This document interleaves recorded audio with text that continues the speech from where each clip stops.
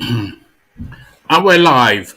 Roll up, everybody. Gather, come and join. One man went to mow. It is that time again. It is that man again. Both situations in our situation, all that needs to complete the essence of it is your presence. Come lend your essence for the next couple of hours if we're going by our tradition. The session in session, pardon the play on words. One man went to mow. The eagle has landed. Water, only water. Water, only water. Where they see ma. Water, water, water, water, water, water, water, water, water, water, water. Water, only water. Where they see ma. Hapa o naido. Hapa o naido. Hapa you don't come o.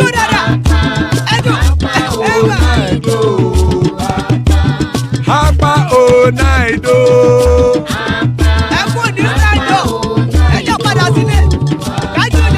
Oro kẹ̀kẹ́ ẹlẹ́mù yé o.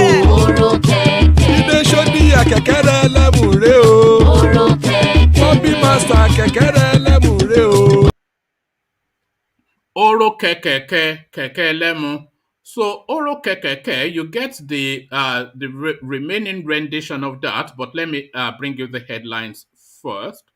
Gloria Okolie, stop embarrassing Nigeria, release or charge IPOB spy girl. Nigerian Bar Association now taking up the challenge and are confronting the Nigerian police.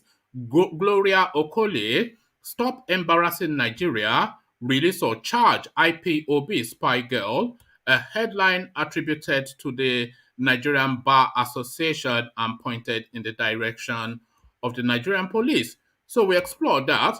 So now this is a follow-on to a story that we did previously. Petroleum Industry Act, we did not receive 10 million bribe.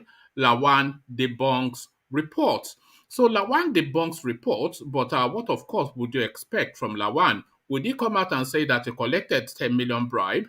But of course, he would say that. But how does he now explain himself out of that? We go through that too. I am receiving death threats from IPOB members. This is quite surprising, especially coming from Nnamdi Kanu, but that is the headline. I am receiving death threats from IPOB members, a headline attributed to Nnamdi Kanu's lawyer. So we go through that too. I am receiving death threats from IPOB people, Age of 4 cries out. So another incarnation of this, and it looks as though he said this via his social media handle. So that's quite categorical. Buhari's regime secretly funding welfare program for Boko Haram commanders. This is not me saying this. This is not Nigeria media saying this. This is not even PDP saying this. This is the United Nations now coming out with this bombshell expose. Buhari regime secretly funding welfare program for Boko Haram commanders, a headline attributed to the United Nations. So we find out exactly what underpins we find out exactly what underpins that. Ban on open grazing stays. Southwest governors dare Buhari. Akeredolu, of course, leads the charge on this. So we go to Ondo State to see their governor punching hard and talking tough. So all of that to come, but first the remaining rendition from the Kegites.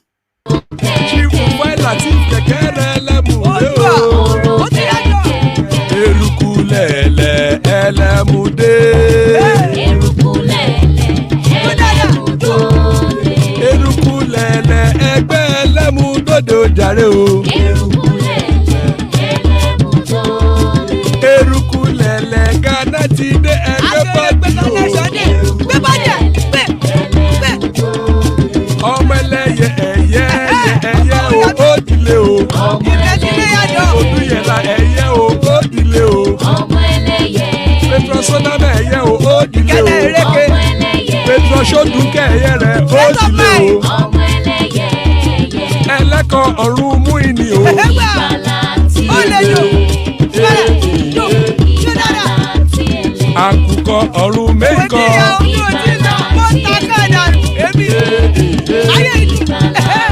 Ikú kò ní rí wa gbéṣe o.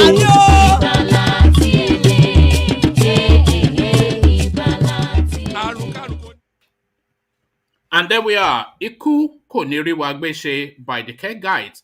Iku Koniriwa Gbeshe. The session is now in session. One man went to mow the Eagle has landed. Our protocols. If you are new to the session, then please introduce yourself in the comment section. In the comment section, let's get to know each other. It's an open mic session. It's an open mic platform, as I often say, and the open microphone is that hyperlink that says StreamYard in the comment section. So if you click on that hyperlink, then you will come on screen to interact with the talking points just as soon as I've rendered them. So that is essentially how it works. It's a format unique and peculiar to this platform. So if that is your picadillo, if that is your to your liking, then please click on the subscription button because this is something that happens every day. An open mic session to discuss matters pertaining to Nigeria. So first to the talking point, Gloria Okolie, stop embarrassing Nigeria, release or charge IPOB spy girl, a headline attributed to the Nigerian Bar Association and pointed in the direction of the Nigeria Police Force. The Nigeria Bar Association section on public interest and development law on Monday asked the police to release or charge Gloria Okolie, an alleged spy for the indigenous people of Biafra, IPOB. The NBA declared that the police and other security units have become a big embarrassment to Nigeria, especially when we claim to be the giant of Africa. Gloria has been in custody for more than 2 months. The news of her situation sparked outrage, which forced the police to issue a statement. Aremu Adeniran, Deputy Force Public Relations Officer, revealed that the 22-year-old was caught in a joint operation with the military and others. The spokesman said Gloria took part in the attacks on security formations, government infrastructure, and killing of security operatives in the southeast. Gloria Okolie is a member of IPOB/ESN in Imo State, who worked closely with one Benjamin Uzoma Erijeri, aka Onye Ami, one of the ESN commanders earlier declared wanted. He said the native of Umutanza, according to the force, received cash, drugs, and weapons on behalf of IPOB/ESN and delivered same to their commanders in their camps. Reacting, Monday, Ubani, chairman of MBA, the specific department that deals with public law, so he reacts, raised the alarm of claims that Gloria has been terribly abused and tortured by officers. Ubani, in a statement, said whilst the allegations are yet to be verified, as no lawyer or relation had met her, there are many things wrong with the detention the MBA considers are wicked and appalling. The lawyer's body expressed shock that the police released an explanation after about 70 days, conceding to the arrest and long detention on grounds that Gloria provided information, drugs, and weapons to IPOB members. Ubani said the police statement did not justify Gloria's illegal incarceration, but further exposed the incompetence and illegality with which the security agencies carried out investigations in Nigeria. The Nigerian Bar Association said even if Gloria's crimes were true, the police and other agencies have no right to detain a citizen more than 2 months, depriving constitutionally guaranteed rights of freedom of movement, dignity of person, and rights to fair trial. Ubani stressed that the suspect's guaranteed right of presumption of innocence until proven guilty has been destroyed permanently by the lengthy detention without any charge or arraignment. The Nigerian Bar Association recalled numerous advice to security agencies to discard the primitive and unscientific mode of investigation to avoid unnecessary embarrassment they bring themselves and Nigeria. It is absolutely wrong to arrest an individual and start sourcing evidence for prosecution. It is not only archaic, but patently criminal for the police officer to indulge in this manner of primitive investigation of crime in this modern time. We're therefore giving the police authorities 14 days from today to charge Gloria Okolie to court if she has committed any offense known or release her unconditionally. We shall commence the enforcement of her fundamental rights, which have been criminally violated if this request is not adhered to, as usual, by the police authorities. They are deemed adequately advised, Ubani said. So to that space, then the spy girl allegedly, purportedly, they just pick you up, don't they, within the Nigerian space, and then they just attribute whichever crime comes to their head. Spy girl is now the thing now for this 22-year-old girl. Petroleum industry bill, we did not receive $10 million bribe. Lawan debunks reports. So, of course, he would not say anything to the contrary, would he?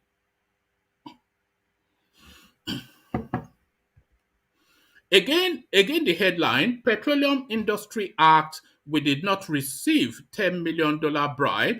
A headline attributed to the Senate President Lawan. So now let's now see how he explains himself out of this. President of the Senate, Ahmed Lawan, has debunked reports suggesting that members of the National Assembly were bribed to the tune of $10 million to pass the 3% allocation to host communities as stipulated in the Petroleum Industry Act. He stated this on Monday in a chat with State House correspondents after a meeting with President Muhammadu Buhari at the presidential villa. Senator Lawan says he takes exception to the spread of such falsehood propagated to mislead the public.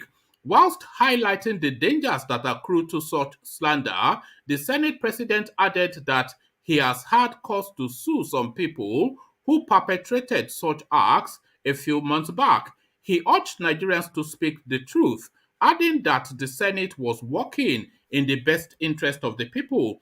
Upon his arrival from the United Kingdom, President Buhari signed the Petroleum Industry Bill 2021 into law.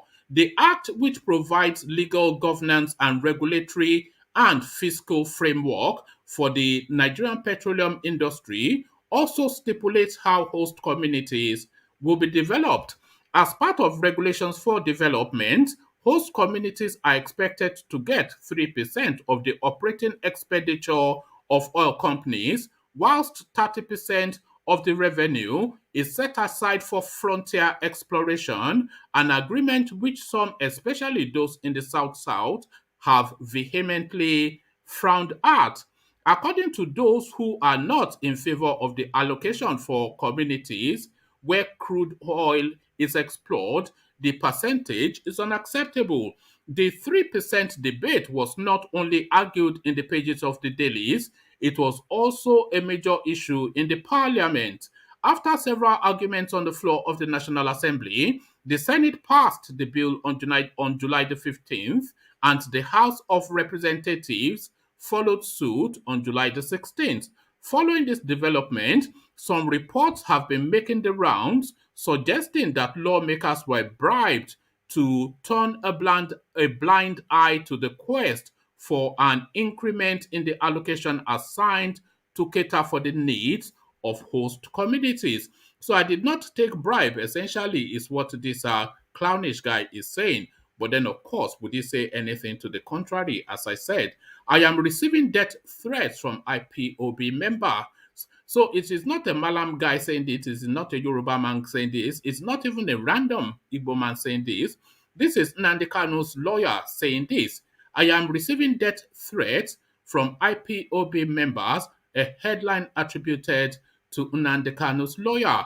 Aloy Ejemako, who is one of the counsels to the leader of the indigenous people of Biafra, Nnamdi Kanu, has stated that he is receiving death threats from people I have been defending for years. In a tweet on his verified Twitter handle on Monday, Ejiofor linked the threat of murder from IPOB members to the controversial suspension of the sit-at-home directive by IPOB leadership. He clarified that Kanu, in the detention of the Department of State Services in Abuja, did not pass the sit-at-home order that was started about 3 weeks ago through him. He noted that the message was already delivered by others days before I visited him on August the 9th, 2021. I can no longer keep quiet because I am receiving death threats from people I have been defending for years. Hear this. Onyedu did not pass the sit at home message through me. The message was already delivered by the message was already delivered by others days before I visited him on the 9th of August. Check social media, Ejiofor said. Correspondents had earlier today reported that residents of the southeast region observed the sit-at-home order again on Monday as they shunned businesses and commercial activities despite the suspension of the directive by IPOB. However, in some areas of the region, people went about their daily businesses. IPOB had maintained that the Ghost Monday would no longer hold every Monday based on the directive from its leader, who said it should be observed only on days he appears in court. However, despite the declaration of the group that the weekly lockdown on Mondays has been suspended, some people in the region have continued to stay indoors on Monday since the directive was first announced. So this is just what you expect from that space. That just that anyway. Well, we all know what that's just that space for you. Really, they just act just on impulse and instinct, and there's just no rationale behind it. Their lead lawyer, they are now issuing death threats against him just to show just false bravado and false machismo. So it's just a false bravado and false machismo that you get from that space. Buhari regime secretly funding welfare program for Boko Haram commanders. United Nations speaking to the space, a secret program by the Buhari-led regime aimed at rehabilitating and integrating Boko Haram terrorists into society has been uncovered. The program titled Sulhu was discovered by the New Humanitarian. The media outlet reported that the program was to pull the top commanders of the terrorist groups, such as Boko Haram and Islamic State of West Africa province, rehabilitate them, and provide them with a means of livelihood. The report dates the start of Sulhu program back to 2014 after the abduction of over 270 Chibok girls seized by Boko Haram. During negotiations for the release of the abducted girls, the government recognized a potential opening for dialogue. The report noted that 150 terrorists had dropped their arms and surrendered since 2019. A total of 150 mujahideen have surrendered their weapons and crossed over since 2019, according to people familiar with the program. In the last few weeks, there have been a separate surge related to internal feuding within the jihadist movement following the death dismay of Abubakar Shekau, who had led Boko Haram since 2009, the report says. The report links the Sulhu program to the recent surrender of terrorists to the Nigerian government. Onyema Nwachukwu, the Army Public Relations Director, had said the depleting numbers of ISWAP members reduced the group's fighting capacity. A subject of the report is named as Malam Aliyu, a former Boko Haram member involved in the Bama massacre of 2014.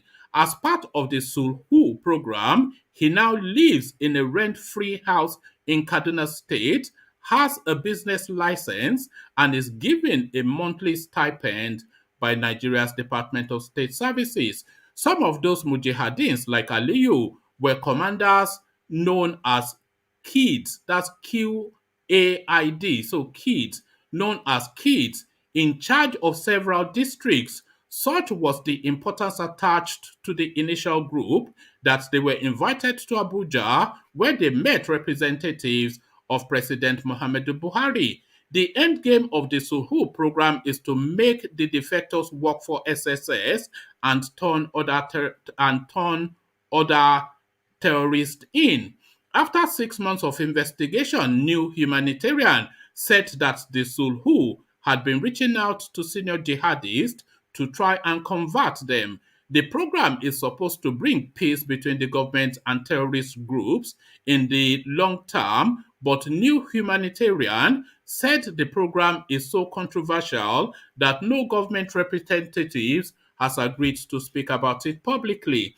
As part of the Sulhu program, defectors are enrolled in a 6 month de-radicalization course in the military's Demobilization and Reorientation Center in Malam Sidi in northeast Gombe. They are issued with a graduation certificate after they swear oaths of good behavior. The certificates are signed by a high court judge, and the terrorists are then reintegrated to society to own and operate businesses as private individuals. So this is the catch and release program now. This is how it works, that catch and release program that we've been hearing a lot of with regards to these mass murderers. Ban on open grazing stays. Southwest governors are there Buhari. Akeredolu leads the charge as usual. Ban on open grazing stays. Southwest governors are there Buhari. The last headline to be presented, and here is how it goes. The Southwest governors, a forum, the Southwest Governors Forum has insisted that its ban on open grazing in the region stays, despite the President Muhammadu Buhari's approval of a recommendation asking for about 368 grazing routes to be recovered. The Southwest Forum chairman and Ondo State Governor Rotimi Akeredolu stated that the ban would be turned into law and would be fully enforced soon. According to correspondence, he stated this in his office in Akure during a courtesy visit by the new Assistant Inspector General of Police, Ene Okon. Akeredolu further noted that the law puts an end to the clashes between farmers and herders in the southwest region of the country. He pointed out that Amotekun is not established to compete, but to work and complement the existing security agencies. Amotekun is established by law. Let us all work together. It is clear that the essence of the creation of Amotekun is community policing, and since the number of police is being depleted daily and the level of crime is increasing, it is difficult to spread out with your limited numbers. Since the police cannot be everywhere, Amotekun is here for collaboration.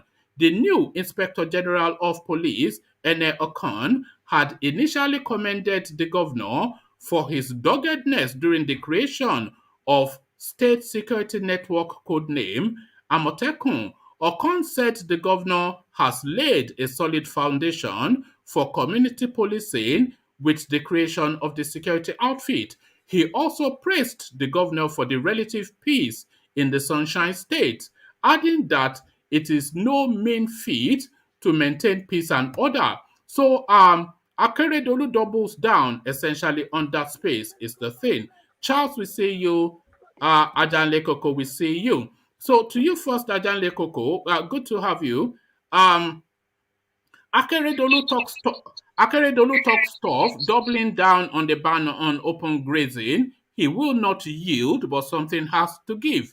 Very stubborn man Akeredolu, but an even more stubborn man, Malam Buhari, who gives what gives. Ajale Koko, good to see you. Hey, how are you, woman? I'm good. Yeah, Akeredolu is defending his position as the governor, who is who is who has the constitutional authority, or who is vested with constitutional authority to manage the land space in the state, uh, as well as defending the governors of, other governors in the Southwest. Just like we said last week, that the federal government is not given that constitutional power to manage any land in Nigeria, but the governors. So Akeredolu coming out to say it one more time, loud and clear, that is not going to back down on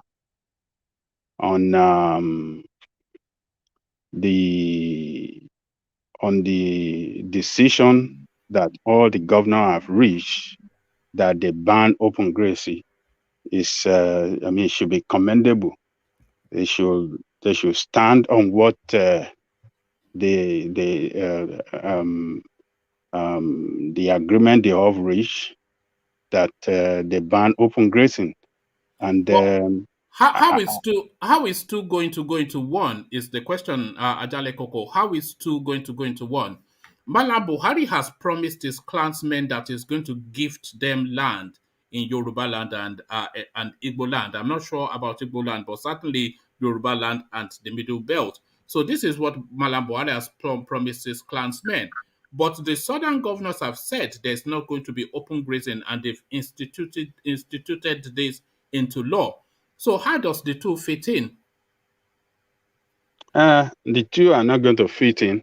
Yeah. So Yeah. somebody has to back down. So who's backing down? Well, the governors, I believe, they are not going to back down, because they are doing exactly what their people want, and the power vested on them by the constitution of the country. So why must they back down to the president, who is trying to do illegal, who's trying to carry out, who is trying to make a legal law? The law is trying to make, or is processing to make, is illegal. It doesn't have the constitutional power. We are in a democracy, so the constitution is the power that dictates how a country is run, and what is what, and what is that. Whatever power that is vested on him is only what he can show his strength upon. He doesn't have the power to control the land of any state, but the governor of the state. So he is just pursuing a shadow. And our governors they are smart men. They are all educated men, unlike him, that What do you think even is have playing at? certificate. What do you think is playing at? And what assurances do you think would have been given him for him to continue to pursue this thing? Because it's this the clash, they are going to be at loggerheads fairly soon. So what do you think Buhari is playing at? What end game is he playing at? What's going on? What do you think his game is? Well, I think he Is it does not have. Abubakar Malami that is He doesn't have. telling Yeah, he doesn't him have. Yeah, Bookmanda he doesn't. Vodio law? He doesn't. So, I mean, who is advising him that there's legal footing Yeah, for this? you just mentioned that person. Is Abubakar Malami. Abubakar Malami is the one, giving him that hope that, it is possible, instead of him advising him right, that this is not possible. He's just chasing the shadow, just like I said. He cannot win. He doesn't have the constitutional power. He cannot do it. But he's right. He just want to just he believe in that military style, military way of doing things. He doesn't believe in the constitutional way of doing things. I think that is what is big problem. And By the force, Abubakar by force, Malami by that's force, supposed, Abi. yeah, By force, by by force. force. That is what he's trying to do. And Mm. Abubakar Malami, who's supposed to be the best person to guide him on constitutional matter, is a tribal, is the most worst attorney general that we ever had in the history of that country. So, I mean, it should, he cannot get to nowhere on this. And I'm surprised of one thing, that one of the governors in the south, in the southeast, is among the committee that is set up, you know, to look for these grazing zones. The governor of Ebonyi State, What is it that Morris always says? Out of every 12, there's a Judas. governors of Ebonyi State, Mm. and he was one of them that held that meeting some weeks back. That they are going to they are going to that they are not going to give in their line for that. They are banning open grazing in the entire South. He was one of them. So him to accept the membership of this committee looking for grazing land for these herdsmen, for Mr. President, I don't know the rationale behind. I don't know the rationale behind that for him, why he accepted that membership. I mean, that is, I'm still confused. I don't know what that guy is really looking for, or what is trying to achieve. That governor, Where especially. is Ebonyi State? Is that south or southeast Ebonyi No, State? southeast. It's Mm. southeast. It's a southeast. An Igbo man. He just crossed from PDP to APC. Yeah, maybe that's the job they got him for, to come and do that job. So he just crossed some month ago, maybe like 3 months ago, or 3 months ago, precisely, if I guess right. So Buhari is just pursuing a shadow, and he cannot win. Our governors are well educated, and the governor of Ondo State is a son. So you know what he's talking about. He's a senior advocate of Nigeria. So, and he has been very, very outspoken against this president, even though they are in the same party. You know, he was the one that was challenging Abubakar Malami when they are trying to set up Amotekun. When Abubakar Malami was trying to say what they are trying to do was illegal, he stood up against Abubakar Malami and challenged him that he doesn't have that constitutional right to tell them not to do what they are trying to do for the safety of their state. So he should be commended for standing up and telling Mr. President this is wrong. So we should commend him. Okay. Do you want me to give you a moment, Ajanle Koko? Yeah, give me a moment. I'll be back. Yeah, yeah. All right. Thank you, Ajanle Koko. So as Ajanle Koko takes a moment, let's go to Charles. Charles, are you with us? Yes, I'm with you, my man. Okay, good to have you, Charles. So what are you making of the development? Malam Buhari doubling down on gifting southern land to his clansmen, and the southerners holding firm that there is no land available. Something has to give. So who do you think is going to yield? Who do you think is going to yield in that situation? I think the southern should not give the land. What should give the land? The north have so much land. The south land is small. So why do you want to take over the south? So you want to take over the land? That's not fair for the people who live there, the farmers who need food to feed their children.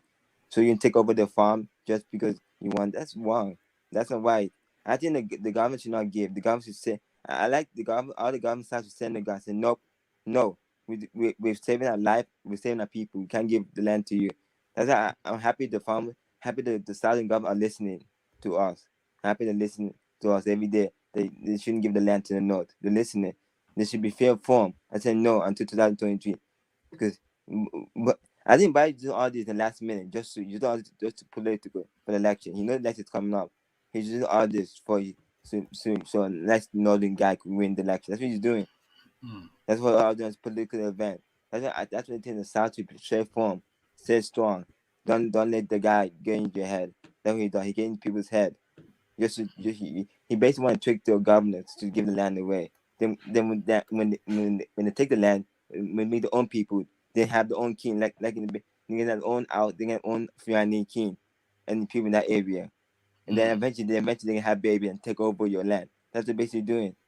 That's they have the fund have said the first they do first buy your land after they buy your land, then they have their own king and queens into your land, they have their own baby, then take over land. That's what the fund has a plan to where to take over land. And you don't So, realize that. are you saying they are looking to change the demography? They move their own people in and they start to populate it Yeah, with they their basically have their with own the. king. You know that when come in, they basically have their own king in that land. They have babies. They take over the land because they know their culture. They know in their culture they have a lot of kids. That's why for them it's smart to take over land because they know the people Okay. inside don't like to You have you know kids. that you know that this is very much an Israeli tactic because this is what the Jews are doing in Palestine as well. Yeah, So as much as they hate the Jews, they are using their tactics. So yeah, they go into other people's land, take over land, and then start to populate it. It's a Jewish tactic that they're using in southern Nigeria.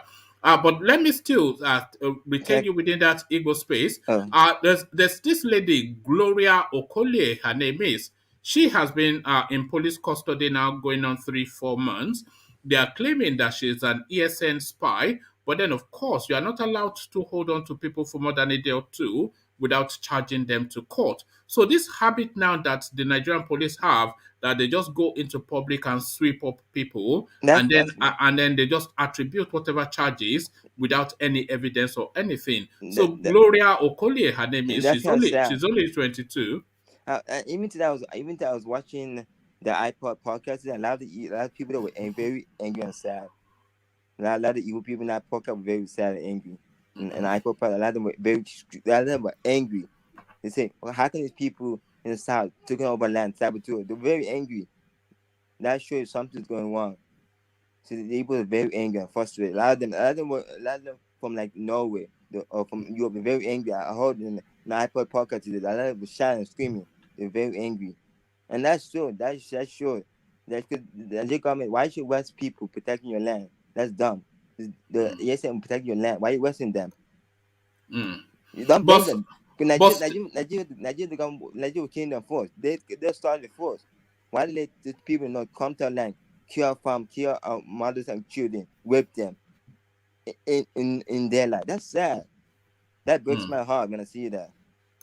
okay. So still staying in the East, Charles, the lawyer for Nnamdi Kanu is a guy called Aloy Ejimako. I think that is how you pronounce Hmm. his name. So he is now coming out into the public to say that he's receiving death threats from Ipob members because Why? they are saying that he is responsible for the suspension of the sit at home, but is not at all responsible for that.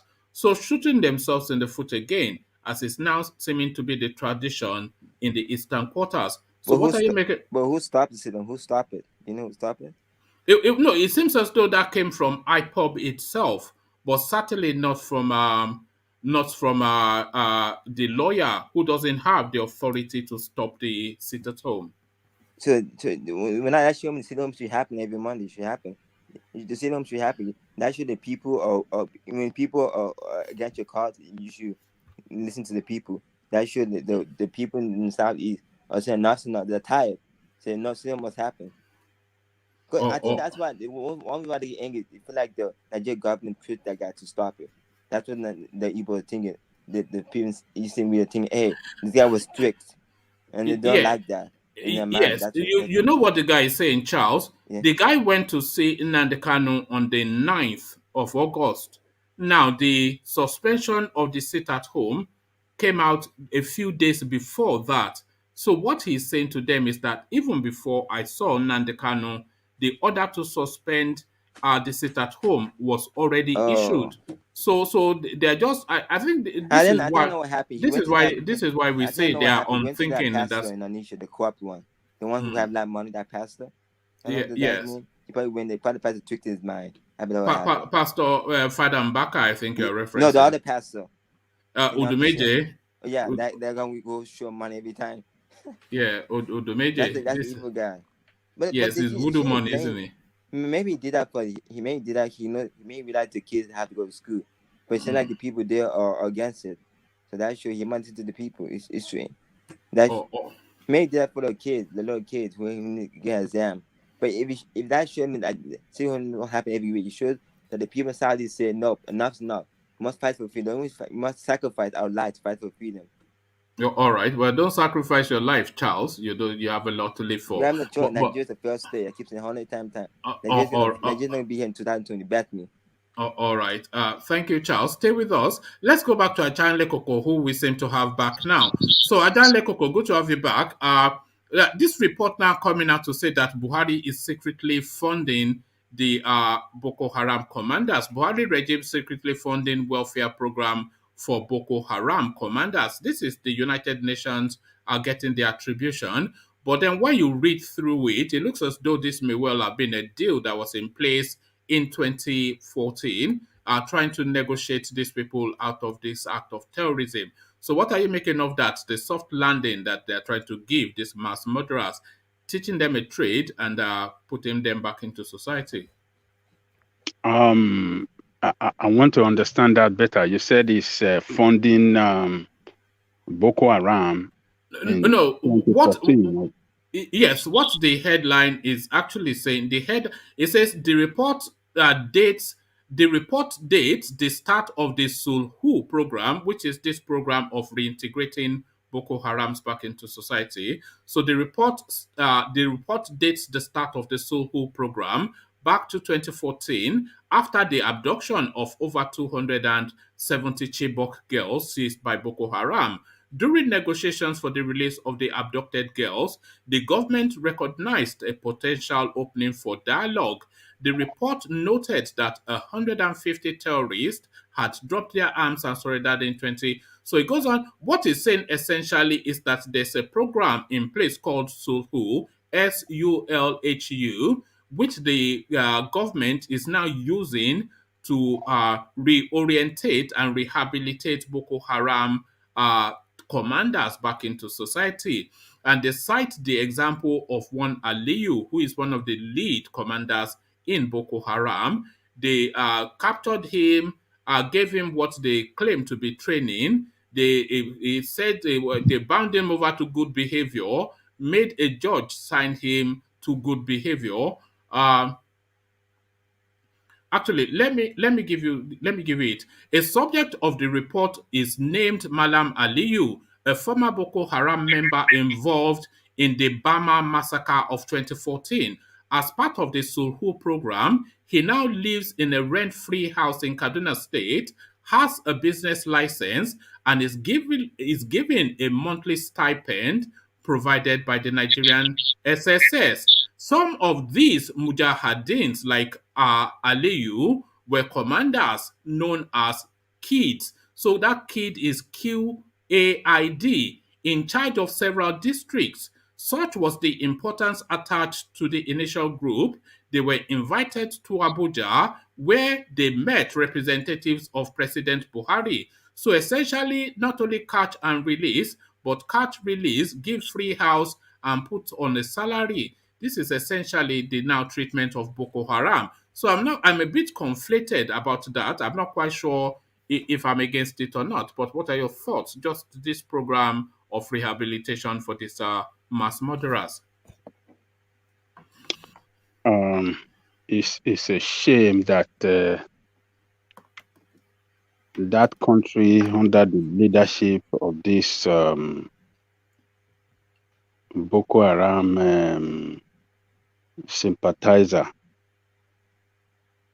is doing everything for the convenience of criminal. Look, terrorist is a terrorist. Terrorists are murderer. Terrorists are killer. And they are heartless people. People that should be rehabilitated first are the people in IDP camp. What has it done for, what effort has BUHARI done to help our citizens in IDP camp in different states of the Federation? Nothing. What has he done to help them, to alleviate their problem? Nothing. But he is spending money, giving house and giving our taxpayers money to criminal, make life convenient for him under the pretext that they are rehabilitating them.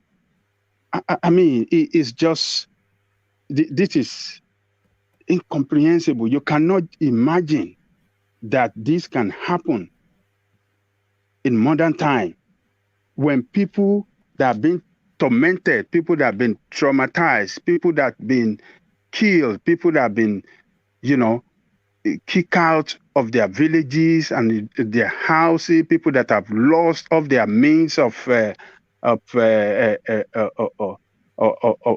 existence. They've lost everything, and languishing in IDP camp, and nothing is done for them by the federal government.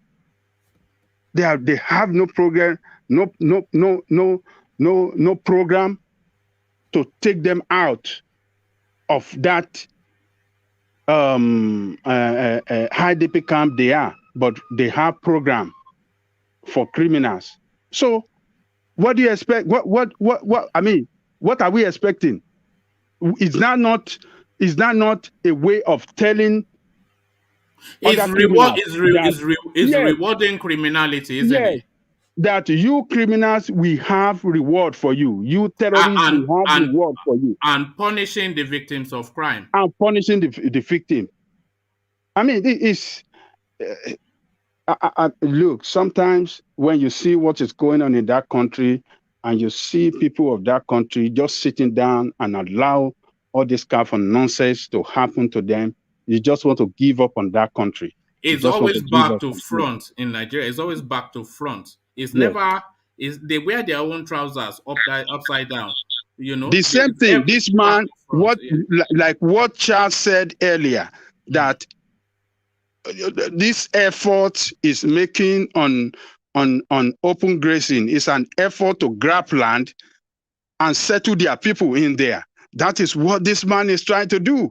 That is why he's looking for grazing land all in all part of the country for his criminal people that is protecting. That is what this man is doing.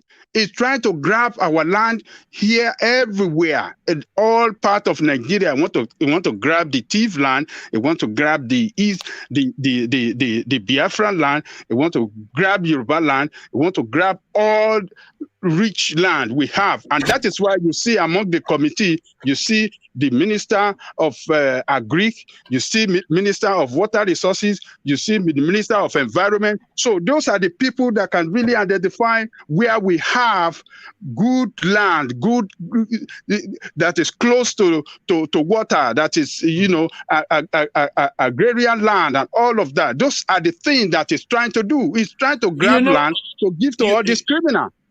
Ajanle Koko, this thing is bigger than we thought, because if you are looking at that composition as you've just described, all those people that he has there, entirely just to identify where the most fertile land is. So Yes. the most fertile land in any space will obviously be owned by some people. There'll be a settlement there. So are they going to displace then the settlers there, the indigents there, the owners of that land in Ondo, in Ekiti, in Oyo, in Umuahia, are they going to displace them to then come and situate foreign Fulanis there? How is this thing going to work? If they are claiming it as their reserve, what then happens to the people who ancestrally are on that land? We don't know how you want to do it.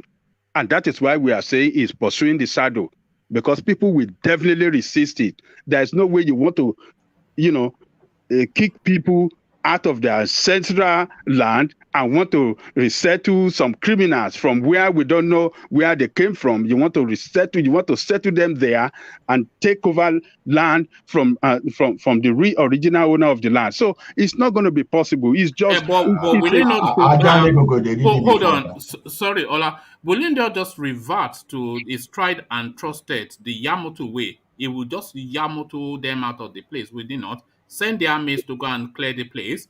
If they don't move, shoot them. And even if they are moving, still shoot them anyway. It's just going to go and send the army to go and kill them off and clear the space. That will tantamount to a genocide.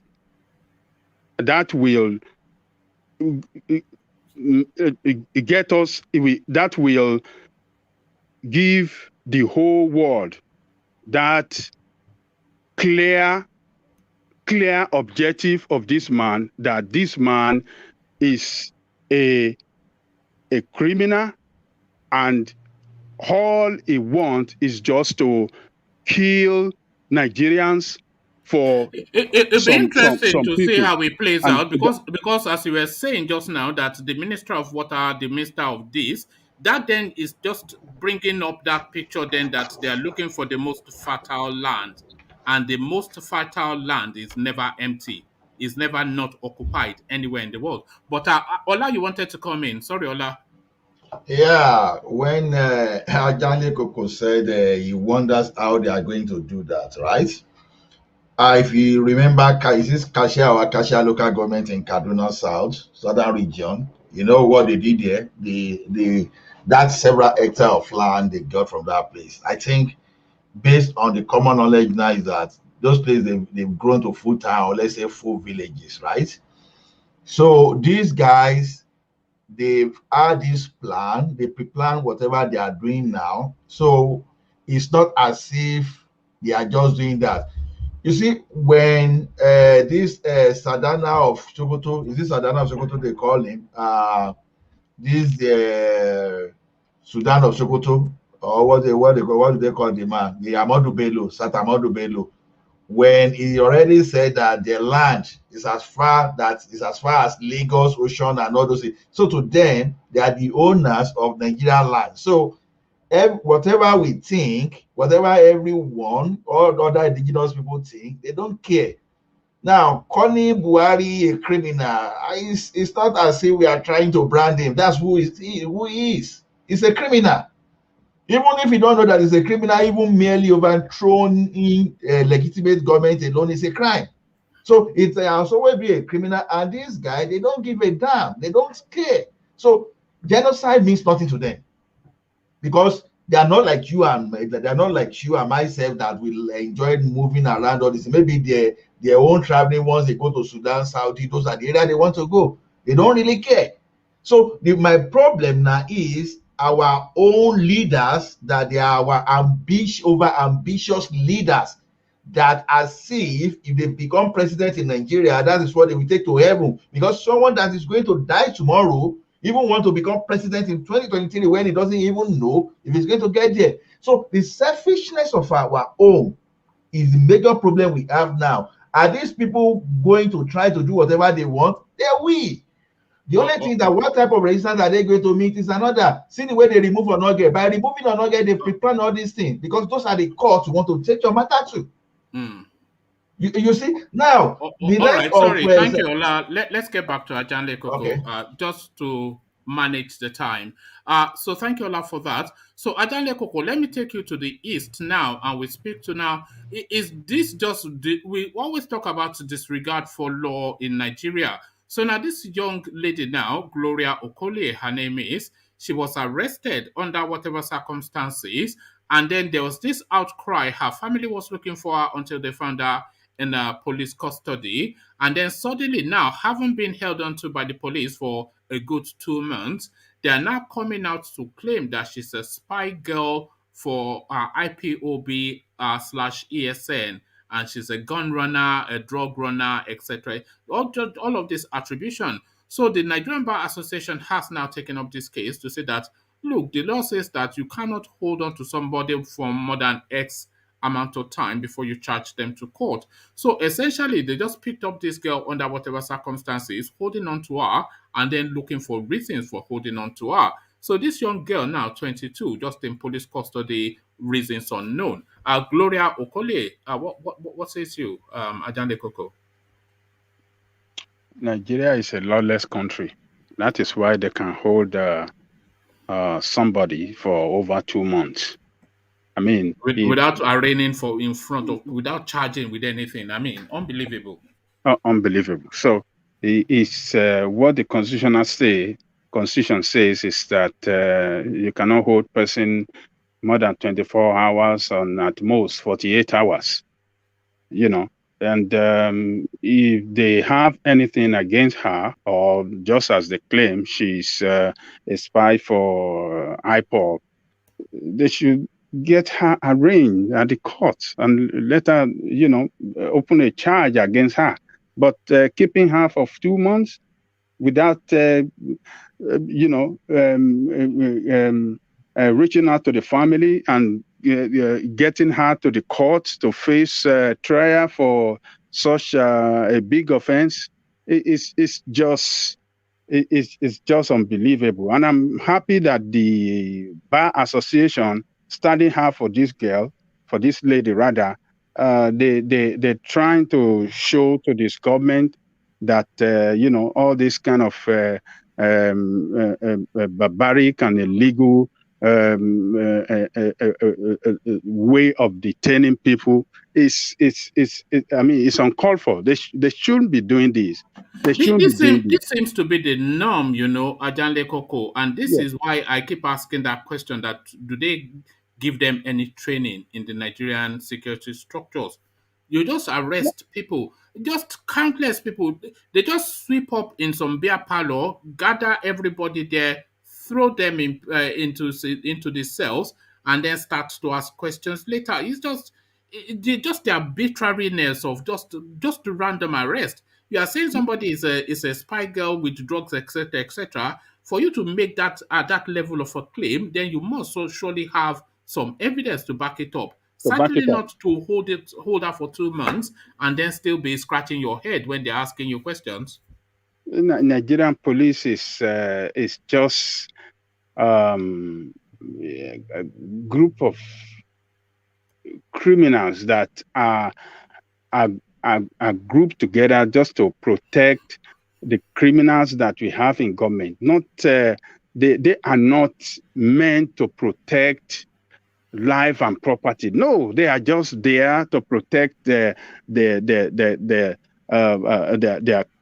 criminal gangs that we have in position of authority, and that is why they will do this, and nothing will happen because that is what they are meant for. They are not well trained. They are not well trained, and that is why they cannot stand the test of time when it comes to when there is any outbreak of riot or Do you think, anything that they cannot face it. do you think we'll get to a point where Nigeria will become like a pariah state that just stands alone in this backward and archaic way of doing things? I'm saying this because this used to be the tradition pretty much in third world countries. But what we have been seeing over the last 10, 15 years is that even these third world countries, they are beginning to get their acts together, beginning to streamline the way they function, beginning to cede to law. We see parties changing all the time in Ghana. One party win today, the next party win tomorrow. This is Togo, they are fixing infrastructure, electricity. People are moving forward, but we seem either stuck in these archaic ways or even regressing backwards. This Buhari example being another situation, wanting to go and bring Gazette from 1802 to grab land. And so are we in danger of becoming like a pariah state, even within Africa, as just a backward place that is stuck in time as everybody else continues to develop and evolve? We're not backward already. We are a very backward country. They just brag around that Nigeria is, what do they call it? Giant of Africa. Giant of Africa that does not have constant electricity, does not have good infrastructure, does not have good educational facility, does not have medical facilities, well-functioning medical facility. Roads are bad, are not motorable. I mean, what is it? What is it you want to talk about that we are a backward, Nigeria is a backward country. It's just that we have people on their individual basis that are working hard to make things work for themselves. But as a nation, it's a non-functioning nation. It's a backward country. And that is why you see, and corruption is what is killing that country. Corruption kills. And it's dragging Nigeria down. It's dragging it down very fast. This corruption has killed the police not to be a very effective police. We don't have an effective police department. We don't have professional armed forces. We don't have the armed forces does not have equipment to fight and suppress insurgency for how many years now? Maybe going to about 15 years or so, or 12 or 15 years.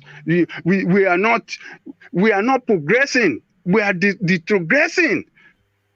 Politically, we are not stable. Economically, we are the economy is getting worse. And people are dropping down below poverty line every day.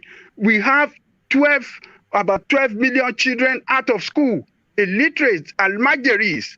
We have the highest unemployment rate in the whole of Africa, if not in the whole of the world. One of the worst in the world unemployment rate. So we have university graduates that have no future. They don't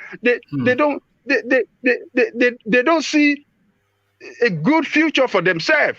They're just there, just struggling to make an ends meet on an everyday basis. It's a backward country. I was just trying to contrast this Gloria Okole narrative with a story that Vincent told us once, Vin Maxwell told us once on this platform, that one of his friends got drunk in the city in Ghana. The police picked him up, put him in their car, drove him to his house, and handed him to his wife. So that is policing in Ghana. You get drunk in city center. They could have fined him. Maybe they were feeling generous. They put him in the car, took him home because they know the wife will deal with him thoroughly and handed him to his wife. But in Nigeria, you are in beer parlor. They are coming to sweep you up and throwing you into a cell, saying that you are drinking illegally. You know, in Nigeria, they will first take everything he has in his pocket. Then take him to ATM. And then take him to jail. You know. And when he wake up the next day, they will say, "Where is your family? Okay, let's contact your family." We found him wandering, or they will charge him for wandering, or they will charge loitering. him. I think loitering. Yeah, yes. They will charge him for all this and said the family should come to come and bail him, and they will tell them how much to bring to bail him out. That is what we see in that country. It's a country where you see police have at the checkpoint. They will ask somebody that, okay, if you don't want us to kill you, take us to your ATM. They will ask him to withdraw money, and before they let him go, and they get away. They do it with, how do I say? Impunity. With impunity, and nothing happened. They just grab people on the way, and they just say, "Okay, we charge you for wandering. What do you have to do?" give us your card, go and take money at ATM. Police will stand. They will take money from ATM, give to police, and then let police, and before they let them go. That is what they do. Armed robbery. They are meant for, they are armed robbers. They are not police to protect life and property. So it's, even if you go, look, the last time I went to Nigeria, I went to so many places. If you go to police barracks where they live, you will shed tears. It's inhabitable to animals. You will look that this is where Nigerian police officers live. Corruption is killing that country, and it's going to kill it. It is guaranteed. And that is what led us to where we are today. You see people in position, they have looted the resources, and they don't even have everything, that all the revenue of the country, they loot it every day. They can't run the country based on the revenue that we make, only for them to go and borrow money to run the budget of the country. That is only because every money that comes in must be looted. It must be looted. It must not be used for any development of the country in any way, but got to be looted, and let us go and borrow money to fund the budget. So what are we going to get to? We're going to get to a point where the nation will not be able to pay its debt, and then we rump into bankruptcy. That is what is going to happen to that country in a matter of time. It's a matter of time. It's going to run there. It's going to get there. All right. Thank you, General Koko. Stay with us. Let's go to UK, who has been waiting patiently. So UK, start off with this Gloria Okole. I'm not quite sure if you're following the story. I'll pop it in the comment section for people who want to go read it. But it's just unfortunate that this 22-year-old girl has just been picked up now, held in custody without being charged. Guilty or not, you should have your day in court, but apparently the Nigerian police has not gotten that memo. So are held for 2 months without being charged. ESN spy, they are calling her. What are you making of that, UK? Well, one man, good evening over here. Good evening, everyone. Good evening, yeah. Yeah, so, well, the girl that they picked up, for me, that girl, she's an innocent girl. I mean, she doesn't even look like somebody who can spy for an organization. But just that maybe he was a place in a wrong time at the wrong place, you know. So, or it's just a frame up, you know. They just want to use him as an scapegoat, you know. But it's very, very pity and very, very shameful, you know, the kind of country that we are coming from. Because if you pick somebody up, if you claim that somebody, you know, commits offense, why don't you charge her, you know, and take her to court? Then the court should resolve it. Or due to we are really in a lawless nation where things never go in the right direction or in the right place. So it's very, very unfortunate. How long do you think the Nigerian Bar Association needs to be re-emphasizing this thing to the Nigerian police before they get the memo? Because almost every single day they are having the same battle that you cannot hold people for more than 48 hours without charging them. Countless times we've come across this story, and it continues to repeat.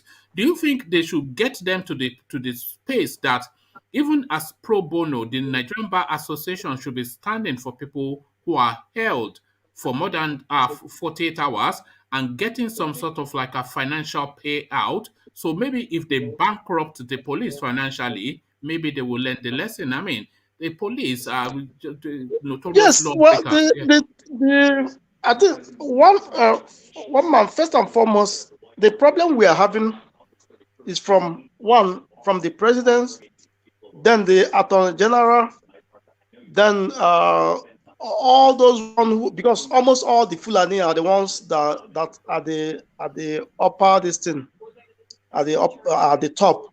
So because of that, I think maybe that's the thing they're already giving to them, that whoever person you get, you should remind that person for a long time before they will even start talking about charging them for anything. I mean, but for me, that's to show that the country is in a very deep mess and shit, because the country cannot run like that, and that is why you are seeing all this agitation.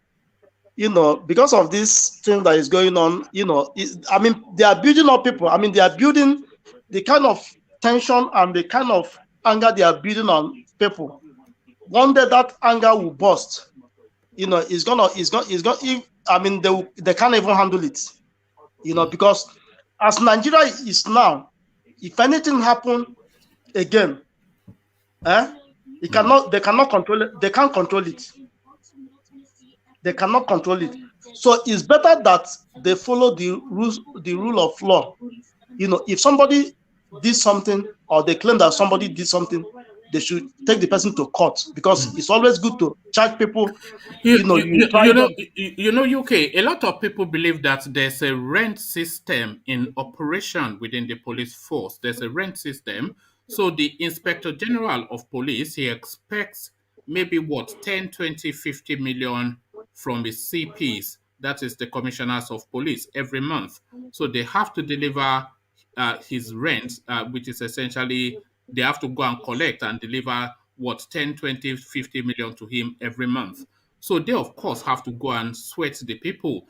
And of course, they have to collect their own as well. So the CPs have to get their own 5, 6 million every month. And then the police inspector, the sergeant, he has to hit his own targets. And all of that rent collecting, of course, is this arbitrary arrest and false charges that we're seeing repeating Okay. just on a daily Yeah, basis. The rent system. I want to ask you a question. Why must a police organization, become, why must they make it to be renting? Yeah, but this is That's my Nigeria question. now. This is Nigeria, and Okay, everybody okay. is a criminal. Does that mean, what of those money they do in that their annual budgeting they do? Does that mean that police doesn't have its own share? Because in every nation now they have budget for police, and that is the reason why people are clamoring that they want a state police where every state should manage their own police. Because if that system, if they allow that, if police system is being restructured, all these things you are seeing won't be going on again, because every state will manage their own policing, even to the local government, or even to the community itself. So for them renting that police, which means is just to tell you that the police system is a criminal cartel. Because you can't do that to your citizen, because they pay tax. So there's no reason, and you are there to protect, and you are there for law and order and to protect your citizen. So you're not there. They don't send them there to begin to use the position to abuse and maltreat citizens. It's a lottery win now. It's like a lottery win, isn't it? Being a police IG or police CP, it's a lottery win, But it's just tragic, because we have to call her a girl. She's only 22, and she's in these people's custody, being maltreated. You don't even want to imagine what she's going through. So she'll come out of that traumatized and jaded, just another victim of the Nigerian system. I mean, if she is a spy, then charge her. If she is this gun runner, charge her. If she's a drug runner, charge her. You can't hold somebody for 2 months and not put forward a charge. But let's leave that. Go on. I want to say something. Like all those Fulani guys, they have charged the court that was running on, that was doing gun business. So that one, nobody hear about the story no more. That one, maybe they already let him go. Nobody talk about it. Now look at this poor child, poor girl, maybe just going from, doesn't even know what, anything concerned about Biafra. Now they just Mm. want to, hang it. Then If then you find out if you find out now boyfriend land down for this, so she's gone to see it could be. boyfriend, and the boyfriend was caught up in That's something what I'm or the saying. other. Yeah, So because of course, and he was a wrong place at the wrong yes, time. now Yeah. boyfriend. All right, thank you for that. So let's go then to this open grazing thing that seems to be this Buhari trying to gift land in the south to his clansmen in the Sahel. Akeredolu comes out to talk tough. He says a ban on open grazing states. Southwest governors there, Buhari. So what they are saying essentially is this open grazing now is something that we are sticking to, and Buhari is wanting to gift people grazing reserves. So the two don't fit in. Something has to give. Loggerheads, Buhari versus Akeredolu. Who wins? UK. Well, Buhari is creating. He's creating. I mean, he's cooking a food that he cannot finish. Because this food he's cooking for the Fulani people, and for them to come and grab land at the southern side of the country. I mean, it's gonna be a very catastrophic, because the resistance, because one, he's even creating an enmity between Fulani and people over the south, because nobody will allow any Fulani man to grab his or her land. That one is for sure. So whatever thing they are doing, or whatever plan they are doing in order to come and get land and give to his people, so that they will come there and start, try to conquer people, it's not going to work, because people already know, and people are going to, resist against it. That one is for sure. There's going to be a lot of bloodletting off the back of this policy, but then of course Buhari is never shy. He delights in bloodletting, but there's going to be if you come to, because Ajale Koko was just pointing out that the Minister of Agriculture, the Minister of Water Resources, the Minister of XYZ, so all of the ministries that can identify where the land is most fertile in the south are the people constituting this panel to go and carve out grazing reserves for the Fulanese. So, of course, if the land is the most fertile lands in the south, it's never going to be unoccupied. So people have to be dislocated in order to have those grazing reserves. So, are you then going to come to Yoruba land, to Igbo land, move Yoruba and Igbo people off their ancestral land, and then bring in Fulani men from the Sahel to come and occupy their space? I mean, I mean, it's I mean, madness. yeah, Madness. that's what I'm saying, because whatever calculation they are making, I mean, it's a wrong calculation already, so that calculation can never stand, and it can never hold, because no matter what they think, even they are with any kind of weapon, they think that they will give these people to come and conquer the southern people, man, it's going to be a very, very big resistance. That one is for sure. Yes, it's just going to be bloodletting. That one is for sure, because nobody will allow it to happen, because one, since he never take the country to be one, so nobody can allow that kind of thing. Because even this, before I even came into to this life, I was talking to one of my friends. He's from Senegal. So I was asking him, do they have Fulani people in Senegal? He said yes. So I asked him, I mean, what's the relationship between the Fulani in Senegal with the indigenous people of Senegal? He said the Fulani, they are very quiet. We don't have this kind of religious problem we have in Nigeria. Even the Fulani themselves, they don't even talk, because they respect themselves. They are not troublesome. I asked him, but no, I was telling him that, but if you come to Nigeria, it's a different thing. I mean, what was it? And they said that most of them migrated from your area to my area. Why are they coming to Nigeria to cause problem? So I don't just know anybody that come into the country, they will start causing a whole lot of problem, All right. Let me take you to the east now, UK. And this rather odd story that is coming out, this is from the horse's mouth itself, from his verified Twitter handle, the personal lawyer of Nnamdi Kanu, claiming that he's getting death threats from IPOB members because they are making the attribution of that suspension of the sit-at-home to him, and it's alarming that how can it be from him? He doesn't have the authority, and he had not even seen Kanu before the sit-at-home was issued. The suspension was issued. So it just speaks to that space now. That IPOB space. They need senior minds now that have calm of reasoning and thought to guide them through. So all this just rowdiness and just this unthinking. What are you making of that Yeah. first? What are you making? Well, I'm you sure know that you've seen it. this. Did you see the story? Yeah. Yeah. This IPO, like indigenous people of Biafra. There's some people who are just there to cause confusion. Yeah, quite sure they ask people to sit at home. But they let us say no. Let us not sit at home.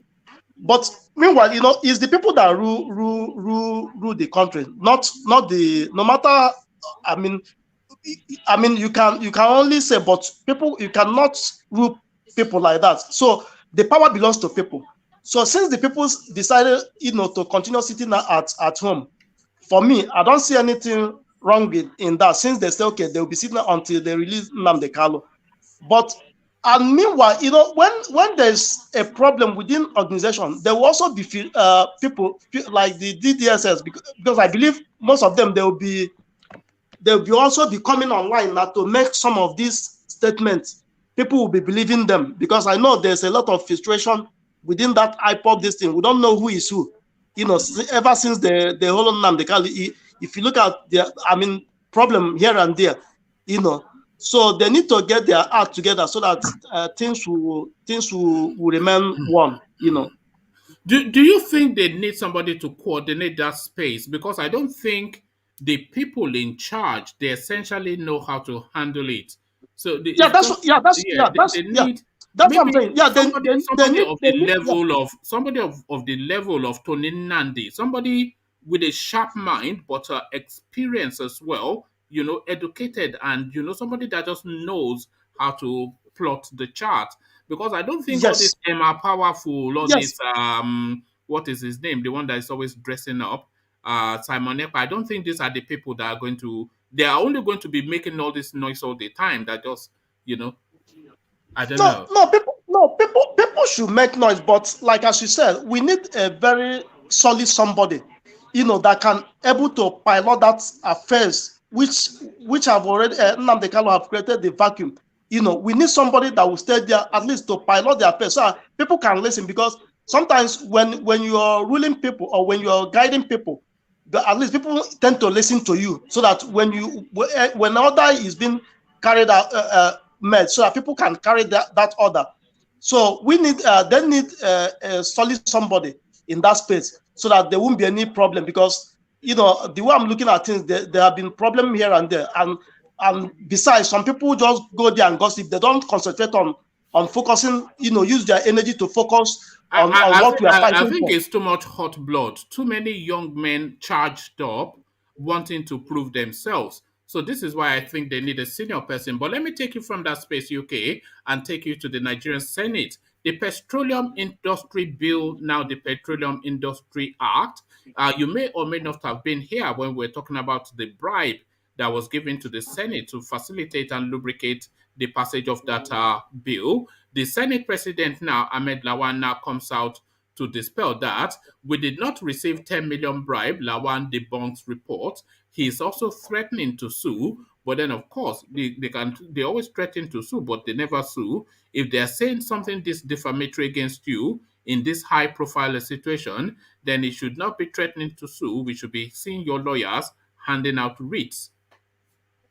Yeah, well, for me, they collected it because it's something that they share them cash now. Because if Yes. you go to his house now, if we go to his house, we will see that money. Because some of them, they have GP tank where they put this money. Some of them, they even have fake burial ground where they go and put the money. So Nigeria, or they even have their own snake that swallow the money. So later on, There you go. they will kill the snake and take the money, or monkey. whichever animal they have in their house, they will swallow that money. So yeah, they do give them that money because based on because according to the first when they were drafting I think they said that they're supposed to give the Niger Delta 10%. Then they cut it on till 3%.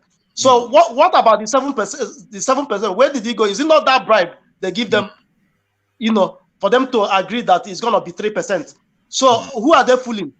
Are we stupid? No, he collected the bribe now. You know when you said maybe they have their own burial ground and what. You know what that reminded me of? Remember during NSAS when all these area boys went to the palace of the Oba of Lagos, and then they found a coffin, and then they opened the coffin, and it was filled with it was dollars. dollar. So yes.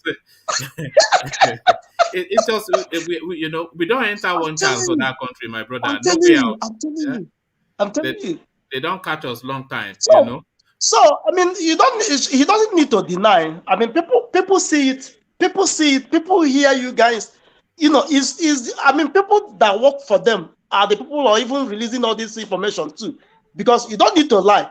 Because if he's lying, what about that 7%? Where does he go? Because they already lobbied them so that they can just pass that bill quick in order for them to get that cash and close eye.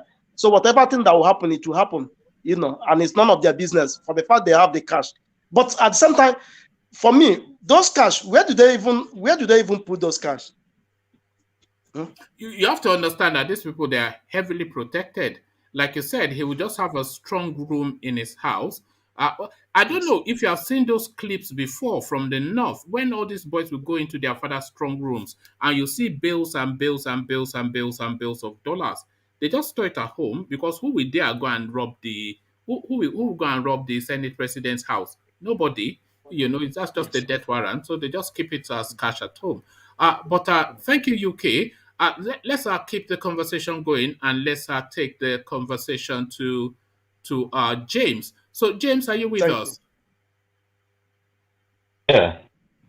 Yeah, good to have you again, James. So, just to the talking points: ban on open grazing. Southwest governors there, Buhari. Buhari, of course, constituted a panel to land grab in the south, and the south already saying that there's no room for open grazing. So the conflict is set to take place. But who do you think is going to back down, Buhari or Akeredolu? I don't think Buhari will back down. The only thing that is going to make Buhari to back down will be a full-scale crisis, and that situation may be very dangerous. It drag us into something that we did not prepare for. But I don't know whether our leaders are really prepared. As far as Buhari is concerned, he want to, establish that Fulani settlement all over the regions of Nigeria. But it's very unfortunate that a governor like Umahi from Igbo land is also part of the committee to champion this kind of something. I think there's also one Yoruba guy within them. So they are going to fail anyway, because I don't think any governor in the southern state will risk signing a bill permitting a set of a particular space of land to be used as Fulani colony or Ruga or maybe whatever name. They'll be changing the name, whatever, or grazing route or whatever. So I don't see that chances. But we need to prepare for all scenario. Sorry, James, what they are intending to do might not necessarily need the consent of the governors, because what they are going to do will say that there's a subsisting grazing reserve at the federal level, and this subsisting grazing reserves has been identified from the gazette that they've gone to dig up, and at federal level they will concede those grazing reserves to the Fulanese. So they'll just at the federal level take your land and give it to the Fulanese, and there is very little you'll be able to do about it. How would that happen? It's not going to be possible. If you look at our to sign paper, if you look at our history, under the British, we were under regional government, and most of the regions have authority over their land. So even when we got independent, when we were under region, people were in charge of their land because of historical of ownership attached to this land, particularly in the southern part of Nigeria. So even when they created state, automatically the same people still own their land.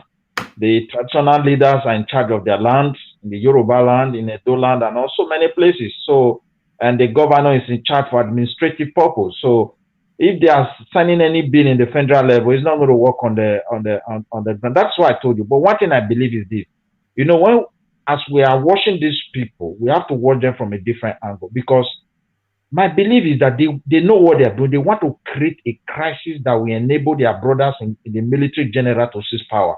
This is what I believe. They want to create a crisis Buhari cannot embark on this policy without getting the assurances that it is something that he can do. So a lot of the southern lawyers are of the thought that the law does not facilitate for it, and we can say they are dumb or the like, but they also know that there will be a legal pushback, but they are pressing ahead with it anyway. So clearly they are building their confidence on something, but what are they building that confidence on? To take Yoruba land and gift it to Fulanis? Well, their confidence, I don't think they have any confidence. I am so worried because someone cannot see a crisis and you still pushing for it. Perhaps you have a different agenda. Maybe they want their brothers, now as far as the military is concerned, their brothers are the commanders and everything. So perhaps if we slip into any crisis, they may use the excuse of we are trying to put Nigeria together. The military is already in charge. We are going to conduct a new election. We are going to do this. You understand me? So this is what I'm worried about, because we have to really be calculative. These people have so many plans that we cannot even read, but they are heading toward somewhere. And where they are heading to is just to seize power and rule the country. Rule it and rule the country. So there's not that they are going to rule for anything to come out. A situation where they plan for digital database for cow, and Nigerians have no identity, so it's very heartbroken. I don't understand. All right. Let me take you to this. Just the story of that girl that I was discussing with UK, Gloria Okolie. She has been picked up. She's in police custody, has been for 2 months. Purportedly, allegedly, a spy for ESN IPOB. So very weighty charges, but then of course she has not been arraigned or formally charged. So held without charges, this seems to be the norm. She's only 22, by the way. So I mean, just speak to that space. The Nigerian Bar Association now trying to come to her rescue because this is now being highlighted. I think Ishowore actually brought this thing to space. It's just just random arbitrary arrest. We don't know the numbers of people that are under those kind of arrests that have not been tried. I think they should be much in number. And the situation is very heartbroken, my brother. There is nothing like human rights as far as the country is concerned. It's not in practice. The uniform men were created historically from colonial mentality, poorly trained, and they still remain with that same mentality. In the colonial era, you are just to arrest people, brutalize them, and they set up a table and say, this is your court, and they judge the person. That's all, no investigation. And that's what we are still doing. So I feel sorry for her, and I feel sorry for all Nigerians, people back home. Anybody can be a victim. So I don't. Do you think the Nigerian Bar Association should, as a matter of policy, be visiting police stations every week to actually assess who is in the cells? This is something I've long felt that this should be. Should be one of their charity works, the Nigerian Bar Association, that as an organization, they should be visiting every police station every week to see who is being held for how long and on what charges, just to supervise the police. What do you think? Let me give you an instance. When Obasanjo came to power, Lucky Benedict happens to be the state governor. So immediately he picked power, he went to the highest prison in Benin. They call it Oko prison. there is what is called like executive governor pardon to some people. I don't know what he did that time. They brought out some people from prison. These people don't even have a case file in Edo State. They were unable to locate their case file. What brought them there? Why are they there? Even some of them they are not even been to court. They have been there for years. Just imagine, even before BUHARI. That's why I told you the way things are in the country. Once you are not influential, you are from poor background, you just pray for something not to happen to you. If it happens, you are just on your own. And imagine how those people would have been traumatized and dehumanized. Yeah. You come back out of there a worse person, almost certainly a criminal, having yeah. I'm telling you a fact, because like one man, they just interviewed him. I think he was driving, and perhaps somehow that time he brushed a car and he discovered that people just came out from me. They said they are SS. This is how they pick this man. And they dump him himself from Abuja everywhere to Binioko. He's not even from Edo State. It has been there for years. Nobody bailed him, and there's no file, no case, nothing. So when they set him free, I'm just referring to them, not now. So just imagine, as they are raiding people in the eastern part of Nigeria today, do you know the number of innocent people undocumented that they have arrested? A lot. If not for Sahara reports, we will not even hear about this guy. I hope you believe me, Yuama. No, it's unbelievable. Yeah. Let me take you to the Senate next. A story we did recently, the Senate president coming out to say that they were not bribed to facilitate that Petroleum Industry Act. But then, of course, the story is coming out about that bribery is coming from that chamber itself, with the senators that did not get enough speaking anonymously. There are about 4, 5, 6, 7 senators and House of Rep members that have spoken to the press to say that they did not get enough of the share. So they are not even saying, so what is he talking about? But, $10 million to sign away, what is this guy talking about, this Lawan? Does it make sense to you? When Lawan came to power, to that seat, he made it clear to Nigerians that he would be loyal to BUHARI. He didn't say he's going to be loyal to Nigeria. He make it publicly. So to be loyal, many things have to follow. So perhaps maybe they brought that money for them and they shared it. That is true. For me, I strongly believe there were a lot of bribing and corruption that took place that enabled that kind of bill to be passed. Anyway. So it's not a new thing. Anything corruption is not a new thing in our country. It's becoming a normal norm. That is a basic norm for the society. It's not like part of our culture. The police stop you on the way, you give them money, you start going, they arrest you, you pay money to write statement, you charter police car. It's just like normal things. It's not, it's, and just finally, on this IPOB lawyer alarming to the space to say that he's receiving threats, ironically, death threats, ironically, from IPOB members themselves, who are trying to blame him for the sit-at-home suspension, even though it has nothing to do with him. It's just that weird space. Anytime we go to IPOB, it's always just this bizarre storyline. Your own personal lawyer, you are threatening him just for reasons of stupidity. What is going on there in that place? I think there's a power struggle. A lot of people that are not sincere intentionally, they are already a member of the group. There are a lot of troublemaker and people that just want to cause confusion. So they are already in. So eternally, they want to break IPOB, and they are already doing it. So this one is not breaking it from external. So people do you think it will break just because it is rudderless, essentially, with their leader out of situation? Like you said, power struggle, people jostling for position because there's no central voice coordinating anything. So there is just they're just doing macho man. It's just they're trying to out macho each other. It's just wild. It's wild in that space at the moment. Yeah, the only person that would have been able to, handle this situation would have been the second in command that just resigned. This engineer, and, what is his name? That was the second person. Is it Mefo? Mefo. So because he has left that position, and ever since there's a big vacuum, somebody is not really in that position. So because the guy is very knowledgeable, and at the same time, I think there are some areas in those in their stronghold that it doesn't agree upon. That is the approach at which they handle so many. That's why he quitted that situation, quitted that position. So ever since he left, that vacuum is what is now creating problem.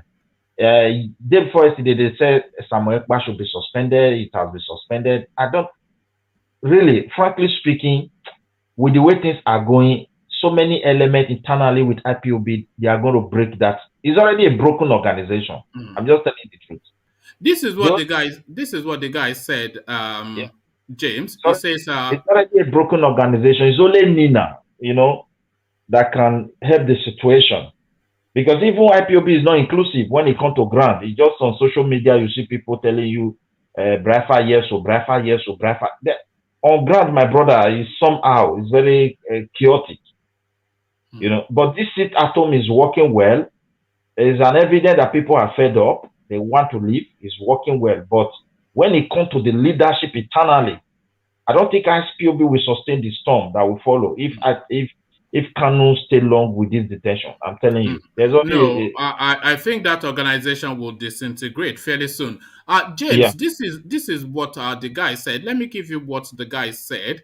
I just had it on my screen just a moment ago. So this is what he said, and these are direct words. He wrote this on Twitter, on his Twitter handle. So nobody say. These are his words.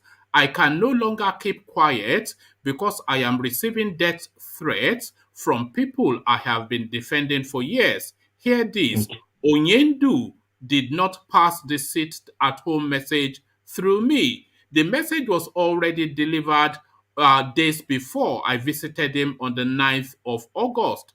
Check social media, Ejimeko wrote. So what he's saying essentially, because what they are threatening his life for is that he brought out the message that the sit at home had been suspended.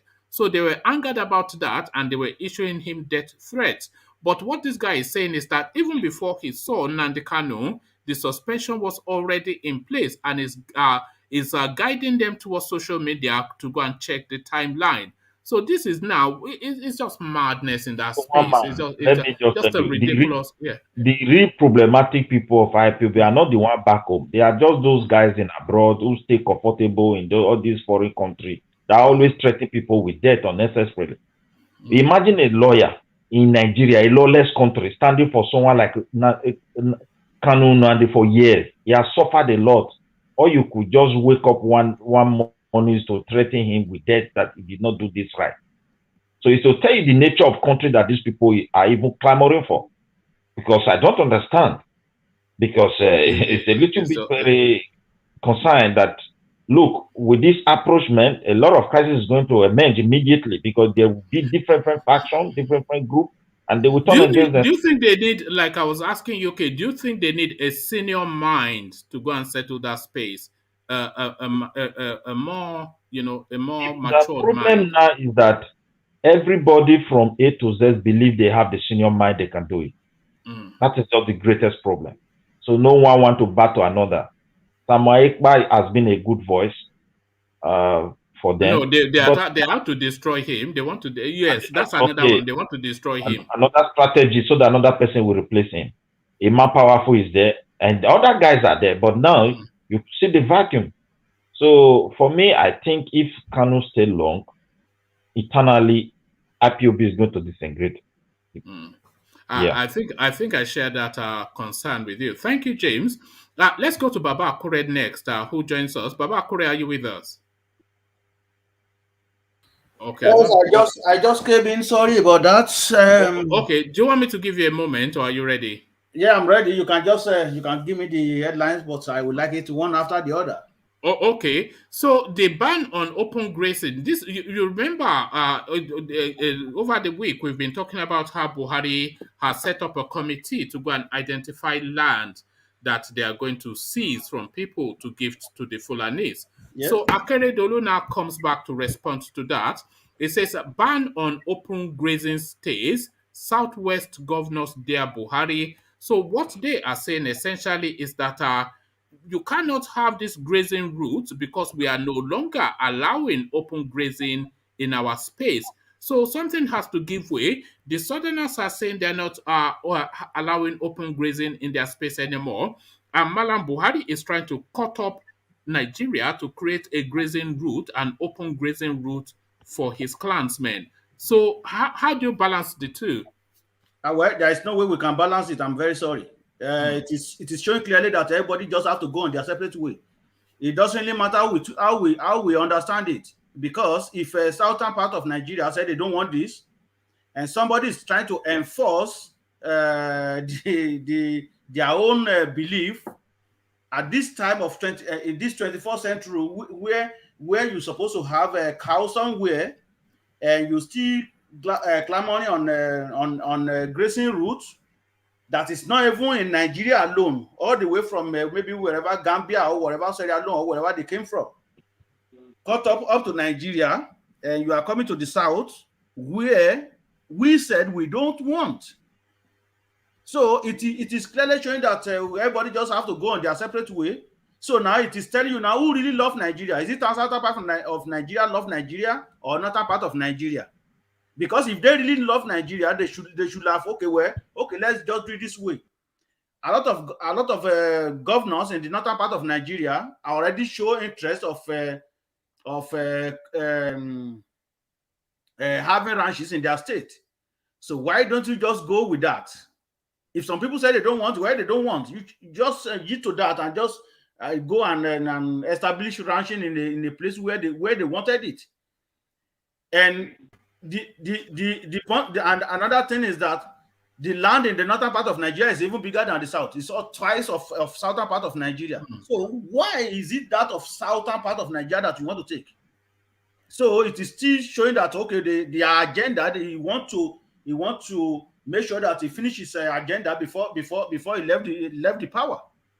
So then I do hope that all other governors come out like the way Akeredolu have his own stance. Do you not think that at some point somebody will betray? Maybe somebody will be there, because there's always somebody that is the treacherous person. Somebody will betray the space, give them land, and then they will. One man, there is no doubt about that. If we people, if we do not, armor our governors, there is no way there will be a time. We've already seen some, because to me, I don't see any reason why all the southern governor of Nigeria converge at in Delta State about this issue of grazing, ban on open grazing. Not quite a week after that meeting, that Ayonde defected from his party to APC, or is Calabar is part of northern part of Nigeria? No, I'm asking a question. Maybe I. No, it's ridiculous, isn't it? Really? Yes. Okay. No. Not even quite 1 week he defected, and we've already seen some of them also. Some senator defected to APC. So we seen all that. But I'm very glad that Akeredolu still stand on what he believes. I was talking to one of my friends. I think it was the day yesterday or the day before yesterday. He said, for one thing, he liked Akeredolu because he stand on what he believes, that okay, no open grazing. And I do hope that he also stand on that. Even if it is on those states alone, we stand. Yes, I was going to ask you, do you think we'll get to the point where Akeredolu might be standing alone in that space? There is no doubt about that. It could possible. But we are going to support him. Well, because that Makinde, I don't trust him. He can be compromised. Lagos State is not really affected. Nobody is coming to open graze in Lagos. You see what happened? I don't know if you understand. If you know what happened in 1983. No, what happened? That was when I think that was when I don't think it's wet here. There was a lot of cases that happened at that time that started from Ondo State.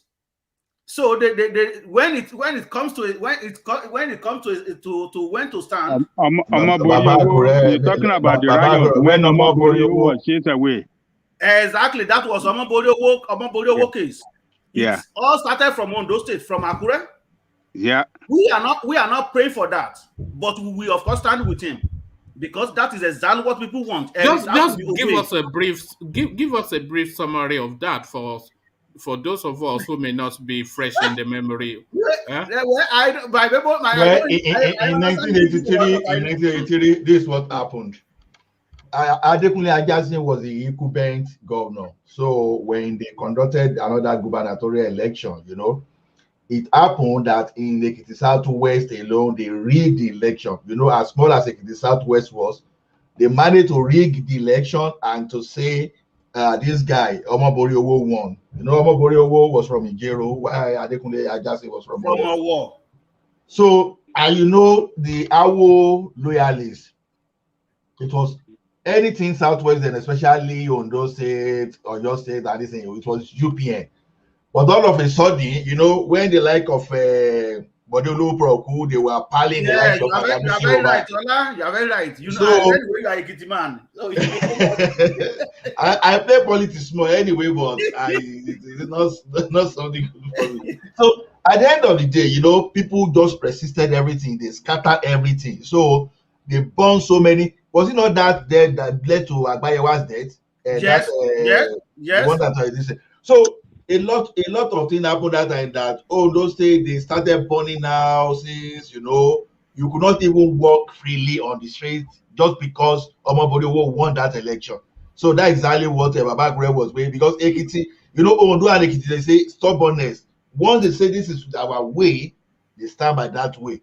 But my fear now, Baba Gure, is that those were the Ekiti of that Ekiti of that generation is different from all this Ekiti that we just give porridge now and they sing for you. So I can't trust them. Man, can I In addition to what Ola said, look, the then governors elect, who was Omobuyoro, was chased out of their state. He ran out to Lagos, and the people of the state declared him persona non grata. He couldn't come to that state for several years. Yes. But look at the Ondo people now. They are Ajebota like Baba Akure. They are Ajebota now. Don't worry about that. And I can tell you see, anytime they are conducting Ondo State election, right? They always careful with it. That is just let me just quickly throw something in. I don't think a governor in the western part of Nigeria or even in Edo State or Delta will risk any land for these people. They came with Ruga. Our governors were able to stand against them. They came with different methods. I think 2 or 3 before this one. Borehole. This one is not going to work. There is no governor that will go to this length. Do you know that they wanted to install another one kind of mine directly in Edo State? And people resisted it yesterday and it stopped immediately. Yes, the Sultan of the Shua Arabs. Yes. These people carefully. People are watching. No governor that will want that house. I don't trust Fayemi. The only reason that we say Fayemi is because of that Ikun. The lives of Fayemi, I don't trust that man. They will burn his house. Before Fayemi came, when Fayoshe only bought cutlasses and shakabula, they gone for all those hunters. Do you know that all those Fulani when they disappeared? Because they knew that this is a weary governor. You understand? So this thing is political will. But when Fayemi came and all these hunters, they attacks on Fulani, the next thing, Fayemi started asking them who asked them. They started arresting people. Do you know why? Because he want to be president. Exactly. Yeah. It was rigged in anyway. It never won. Yeah, it was rigged. It was rigged. Yeah. I don't trust that guy. I don't trust him. I either. All right. My second question. Back to Baba Akure. Thank you everyone for all of that. So now we're going to it's just this little story really that is gaining some traction, and it's just really we're looking to highlight it in the public space. Her name is Gloria Okolie. She's 22. She was picked up and she's been held in custody for 2 months.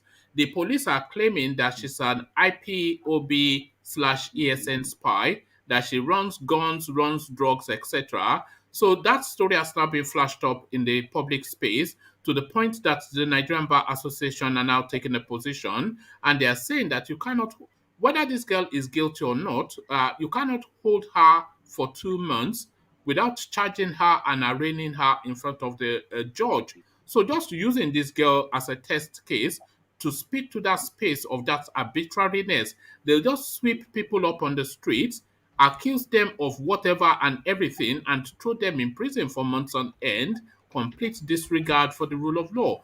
But this girl, 22, I mean, what are you making of it?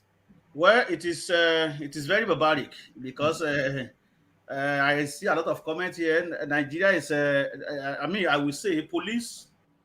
They are very disappointing set of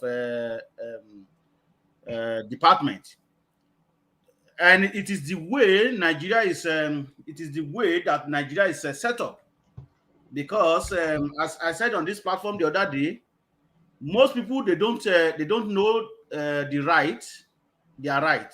However, even if they know the right, what can they do in a corrupt system? Absolutely nothing. So you have somebody in your custody for 2 months. So the question now is that do they find what intelligence do they carry out? Did they find gun with her? Do they see her with ESN ID or ESN information or whatever? So how did they go to that point that she was spy for ESN? So these are the questions we need to ask. But I'm not going to be surprised, because our police is so corrupt. Even the whole system is corrupt. In as much the police can have an ATM, I mean, they can take you to ATM to go and withdraw money, or they have a POS machine with them so that you can pay. Do you know that I read in one newspaper, I think it was yesterday or the day before yesterday, that some police officer in Abuja, they forge, I don't know if you guys read about it, they will forge remand paper to continue keeping somebody in their cell. You know, when you go to court, they are okay, go and remand this person in custody for so time. Could you believe that police department forging that? Because the family has not come to pay yet, Abi. Most likely, they will forge that, and they will continue keeping that person in custody without even taking that person to court.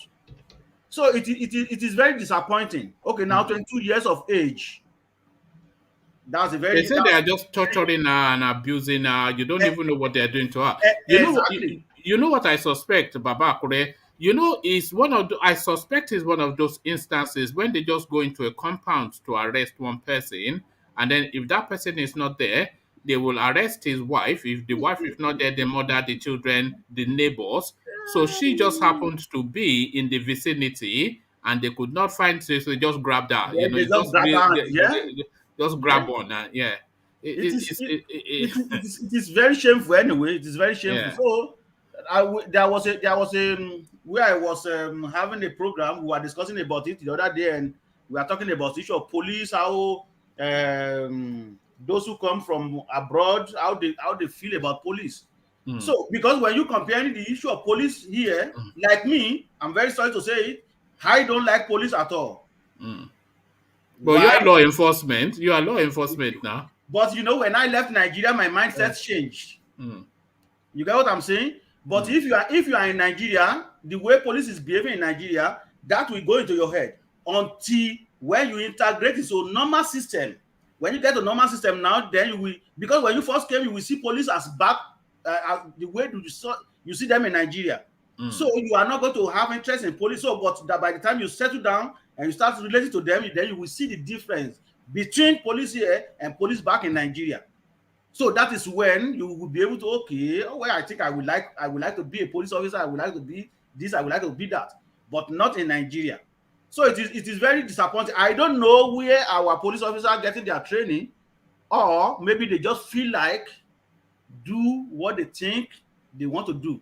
And the funniest part of it is that it is not happening in Nigeria alone. It is happening across Africa. I don't know, maybe because we are black people, maybe that is why our police is different from Western world police. I don't know. That is my take for that. Do you think, maybe that's an unfair question to ask, but do you think black people essentially they are not they are a bit uncivilized in some ways? I'm not going to Is say that that. too sweep? Yeah. I'm not going to say that. I think I'm not going to, maybe the colonization affecting us. Maybe that is what I will say. Because here we have a lot of police chiefs that are even black, and they are doing the way, or maybe I will say our rule of law generally across Africa, maybe it is not really working. I don't know. Because when you see a black person here, the way they conduct their maybe they were born here or something like that nature. But when you see the way they do their work, you will now see, is it not this black person? No, apart from ghetto, right? Can you repeat that? It's asking that the life in the ghetto apart from ghetto, because when you get to all those black people in the ghetto, you understand, they always play victim.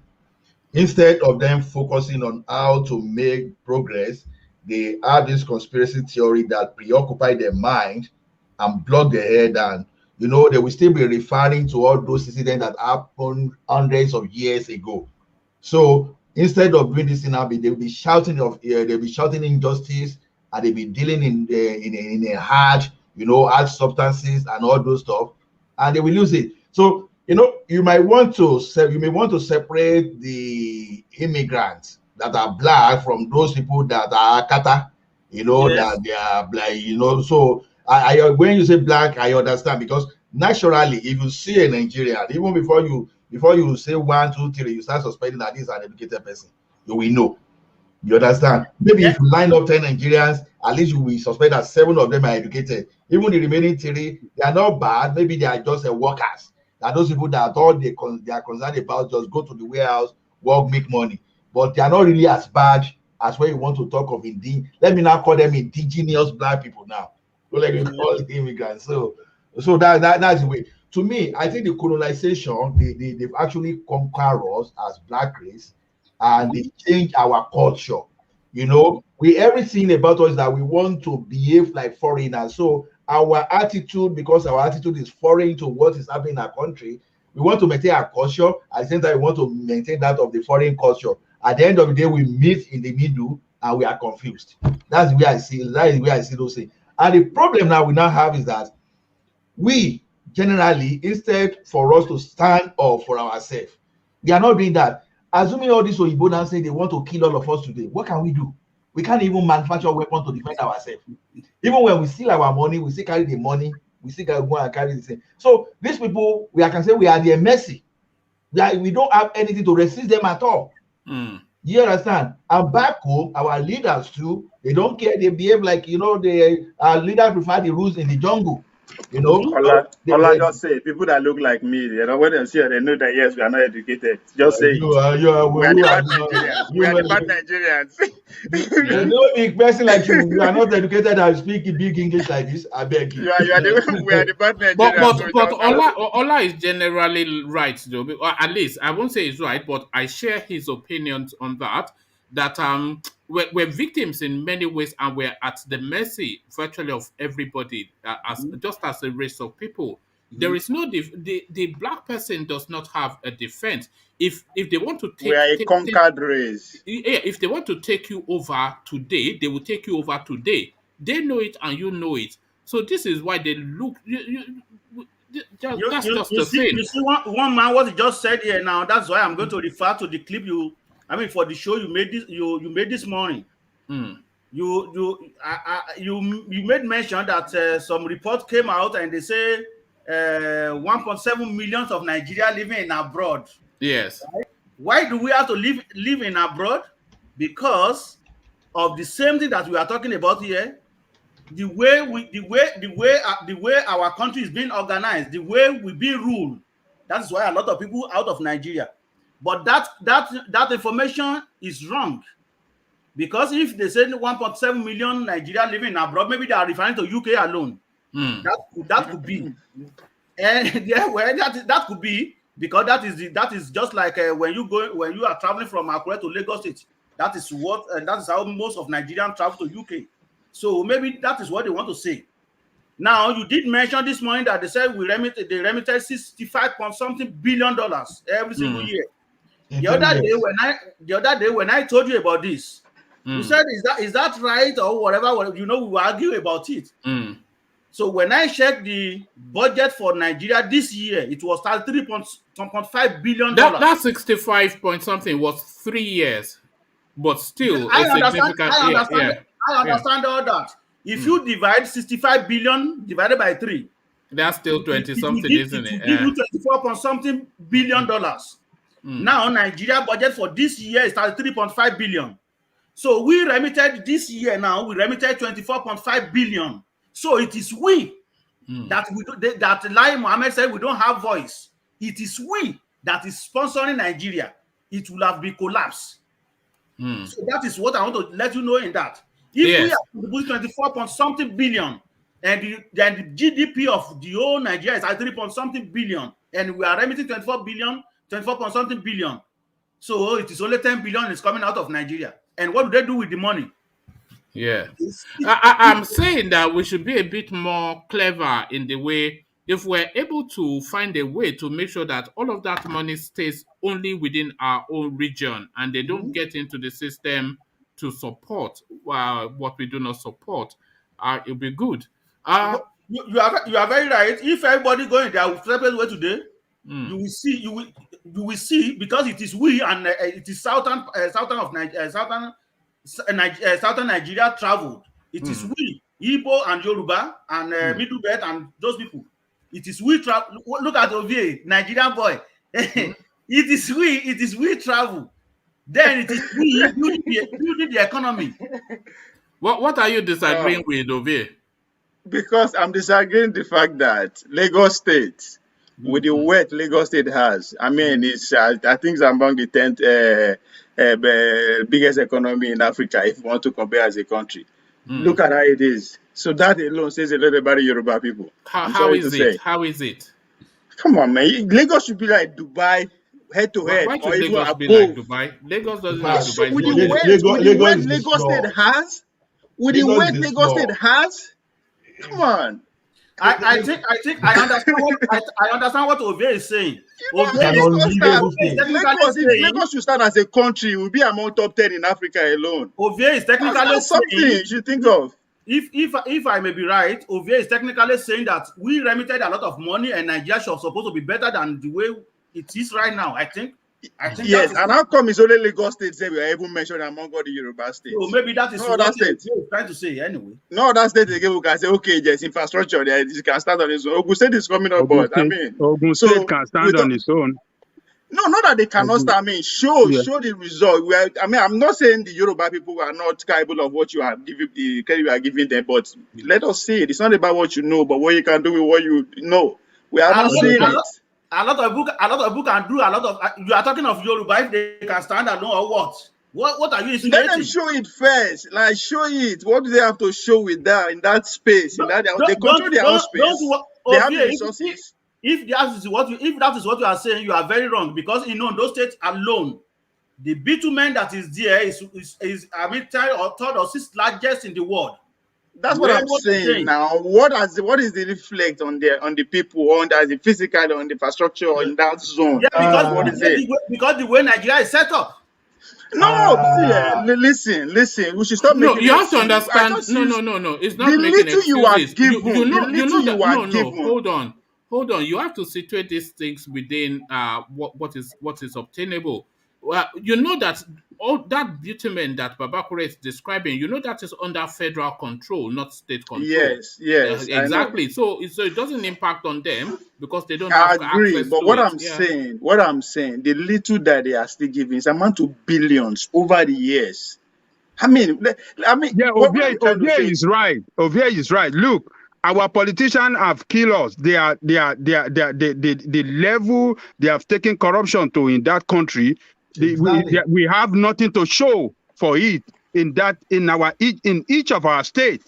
They have constantly loot the resources of that state. The little money that they send to them, the idea that they make in the state, everything they loot it. They didn't put it into development, to the developing structure or infrastructure of the state. That is why we are Ovie is right. We have nothing to show. Look at Lagos State. Look at Lagos State, for God's sake. Look, before Tinubu came in, Lagos State were making $900 million, or let me say approximately 1 billion internally revenue IGR. When he came in, the best thing that Tinubu did is that he improved on that IGR. I think Lagos State were making approximately like maybe 5 or 6 billion every month. That is what he did. But what is it that we can see that he has done with that improvement of on IGR? Nothing to show for it. Our public school in Lagos is a sham. The hospital, the public hospital is nothing to write home about. The roads. I mean, what have they done that is spectacular? That we can point to that is spectacular. I think a lot of these things that we say about Lagos or Nigeria, they are like historical things. Do you know what the situation is? Sorry to interject. Yeah. The Awolowo we are singing of praise today. I mean, we are calling Awolowo today because what he was able to achieve within that short period with little resources from that region. We are still singing his praise today. Nobody could be able to say, match what Awolowo did. Are they using federalism at that time, or Jakande of recent, the man that just passed how many months or years ago? The same thing. Nobody. I mean, with all the resources these people are having now. So you would think we can blame what about the pressure on those resources? Do you speak to that? Which pressure? What do you mean pressure? The population boom. Yeah, no, that's what I'm saying. What I'm saying is that those people actually achieve a lot with little resources on their disposal. But who were they facilitating for? What was the size then, and what is the size now? No, one man. Okay, what is the resources there, and what is the resources now? It's not that the resources just decided to stay where it was then. No, it's increasing. Nigeria, that part of the region is getting richer by the day. In human resources, capital, whatever you can think of, it has tripled over between Jakande or Awolowo time and now. It has tripled the wealth of that region in every aspect of it. Let me help Ovie a little bit. When Jakande was there, you know the revenue of Lagos State per month then was 40 million naira. And he was able to build school, he was able to build hospitals, he was able to build road, he was able to build houses, 50,000 housing units. He was able to build what do you call water substation. You know. Yeah, he was able to build incinerator. He was able to build a lot of things with 40 billion. There are more PhD holders now. There are more PhD holders now than then. But now it's billions. Okay. Can I say something? Do you know what the population of Lagos was in 1990? 7.7 million approximately. Do you know what it is now? 14 million and 14.5 million. It's an advantage for Lagos State. That's over double. That's over it's an advantage. It's an advantage. No, but look at the pressure. That pressure is on. Hold on. That pressure is on transportation. That pressure is on schooling, health service, etc. So it doesn't mean that it should not work. It doesn't mean that it is not work. And that economy continues to increase. This is just the point I was saying. Look at it from this. What is the budget then, and what is the budget now? What is the capital, the human capital development now compared to then? We have more PhD holders, more doctors, more educated. Everything you can think of has tripled also, apart from the population. As the population tripled, so is the resources. So is the capital resources. So is the money they are generating. Don't look at it that way. If you consider inflation, the budget then the budget today may be rubbish compared to then. But the most important thing that people miss here is this. We shifted our focus from human resources development to resource, just to be exploiting resources. see, there's no excuse for Lagos not to develop, and we develop the human resources. That's the focus of the UPN. You know, when they were doing all those cocoa, all those things, you know, we focus more on human resources and we reduce corruption. We're not focusing on these natural resources. Out of those cocoa, out of those all these ranches that Southwest built, and out of those Odua investment, everything, you know, we had NTA. You know, this NTA, you know, they took it away from us. We had this Nigerian house in London, which they've taken away from us. We have all those fashionable farm. We have we built Obafemi Awolowo University. We built UCH. A lot of things there.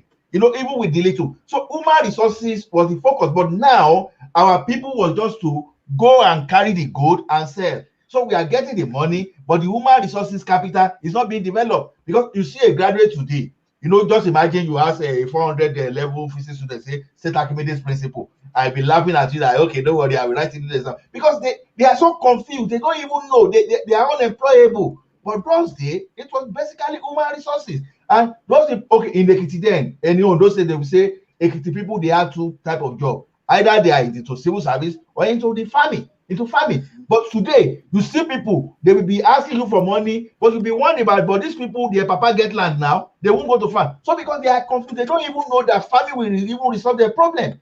So to me, what created problem in Lagos is not because of the size of the money, because of the lack of human development. Because the human we have, they don't know what to do. They just wake Again, up. the religion aspect, the religion has grown so much that make a lot of people docile. No. The effect of religion on the society. I just wanted to get back to Baba Kure just to okay. Just to streamline it. But thank you, because if you open that religion portal, then another 20 minutes goes to that. So let me bring it back to Baba Kure, and then we'll take you to the east, Baba Kure, where the rascality continues unabated. His name is Ejimeko. That is what they are calling him. Let me just make sure, because I'm always being told off for butchering all these names, you know. But then, you know, I'm not. Yes, his name is Ejimeko. Yes, Ejimeko, Aloy Ejimeko, and is the personal lawyer of Nnamdi Kanu. So he is now alarming into space that is getting death threats from IPOB members. So what these IPOB members are issuing him death threats for is that they are blaming him for suspending the sit-at-home Mondays. So this guy is saying he doesn't have the authority, and even he had not seen Nnamdi Kanu before that sit-at-home was already in situation. So all just that rascality, this guy is just completely overwhelmed that he, being their lawyer for many years, he also now under death threat from IPOB members. So it's just that rudderless thing. Is it because they don't seem to have a leader? What is going on in that space? Because we always speak to these sort of stories every time we go there. I think it is a bad omen, like they used to say. It's a bad omen. It's a bad sign, because if the lawyer is a lawyer to IPOB leader, and now now is receiving death threats, where that could be where from IPOB. From IPOB, so that could be that there's a fire on the mountain. So I think it's a very bad thing anyway to hear about. So it may eventually, like James said, it may eventually disintegrate the movement if Nnamdi Kanu continue to be in detention. But like I always say, it can happen today, but that doesn't stop IPOB again to resurrect. But it's every 50 years, isn't it? So if this one falls, then another 50 years. Well, because it took them 50 years to. You never can tell. But to me, I think Nnamdi Kanu may eventually send a warning letter or warning message to whoever is trying all that crap. So because he knew he knows the repercussion of what will happen if that man continues to receive death threats. But to me, I think it's a very bad idea. It shouldn't be that. All right. Before I take you to the last story, Baba Kure, let me acknowledge Alexander's super chat. It says, this is Alexander super chatting. It says, I will send you a write-up, one man. It is Lugard talking about Nigerians. It was so bad, but somewhat correct. I really loathe that man, racist to the core. So I think he was speaking to that space when we were querying if the black man is fit for purpose. And what I was really trying to get at is the black man suited to power? Because anytime you place a little power in a black man's hand, it always gets abused. The policeman we're talking about, Buhari will reference, Akeredolu the same, just name it. They just abuse the power. This is just, it's a constance that holds not just in Nigeria, but all the way through. Give them a little power, they abuse it. This is just the thing. There is no doubt about that one, man, because even you can see, is it Bongo of is it Gambia or whatever? I don't know his name. The man was using a stick to walk. The other day, go to France, going to Paris. He could not even walk. So, but he's still president. Yeah, look at Mugabe. Look at Mugabe. Exactly. So what take him to resign from the position? So that is it. Like look at what is going on now in Nigeria. If it is another country, you know that you are not fit for the purpose, you resign. You let your vice continue. So it is shame. It's shameful. Yeah, and it's just the misuse of power. You see Buhari grabbing land with power. You see the police holding some girl outside of the law. You go to the customs, it's the same. You cannot just through paperwork and process something out of the port. You have to bribe your way out and bribe your way in. It's just any place that you give them power, they just abuse it. That is right. I was dealing with one bank in Nigeria. They said, "Oh, do this, do that, do this, do that." I said, "Okay, let's do it because right now you cannot even get anything to Nigeria. You have to either you have US account or whatever." Up to now, we have been in this matter for more than 6 weeks now. We cannot even get it done. Then one lady was talking to me today. I said, "It doesn't really matter. That is how Nigeria stay. It doesn't really matter. When I get there, just cancel everything. It doesn't really matter. I'm not really interested." So, like you said, when you give them little power, every means to extort you. You cannot do this. You cannot do that. You cannot get out of this place. You have to do this. Everything is force. You have to be forced to do something. All right, Baba Akure, let me take you to the Senate now. We were doing this story. I think you were here when we were doing this story about how the Senate was bribed to pass that. 20 million US. Yes, it was 10 million US. So this is now the Senate president now talking tough that he did not take any bribe and threatening to sue people that is going to go to court. So you don't come out. I mean, when they are accusing you with something of this gravity, you don't come out and threaten to go to court. We want to see your lawyer knocking on somebody's door and serving writs. And it is not even the newspaper saying that you collected bribe. It is from the Senate chambers, the people that you shortchanged. So you stole money, and then you are stealing from the people that you together stole money, and then the thief is reporting the thief to the people that this is it, and you are coming out. So just the ridiculousness of it. The Senate president, is it better to have just shut his mouth rather than trying to defend the indefensible? Exactly. You see, one man, anybody can say whatever they want. It is us to believe what we believe. It is them to tell us what they want us to hear. But we know what we know. What happened to the one, the Ganduje? That you can even see in the video. What happened? They know that nothing is going to happen. Even if they have it in their hand like this and they picture it and they still video it, nothing will come out of it. So it is just an issue of brag that cannot fly. It is nonsense.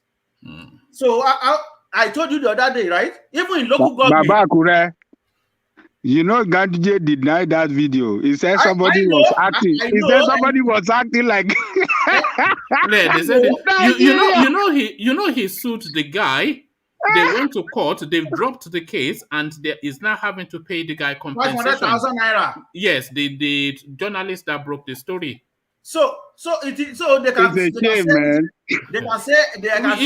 You almost want to cry sometimes, don't you, Ajande Koko, when you know? They can say You can't believe it. And those are the one in position of leadership. They have killed us. You know, Baba Akure, they are campaigning now. Oshibanjo Buganduje. This is the poster now in Kano. Okay. So no. One man. Wait. It was formerly about Tinubu and Ganduje. Yes. So now it is what you are telling me now is that the pastor from Ikene, yes, and the dollar man from Kano, yes, the president, right? Yes. If you recall, the other day I mentioned here that who's going to be the president? Oh, it will be Oshibanjo. Okay, why did I tell you the other day? You remember that? Do you remember that I mentioned something like that the other day? That could be a permutation, yes. That for whoever he will not resign because he is also going for presidency.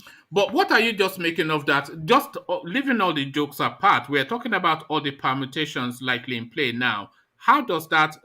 How do you see that? Oshibanjo lead, Ganduje deputy. Yeah. Can I say something? Yeah, sorry. Can I say something? UK comment and then Baba Akure answer that.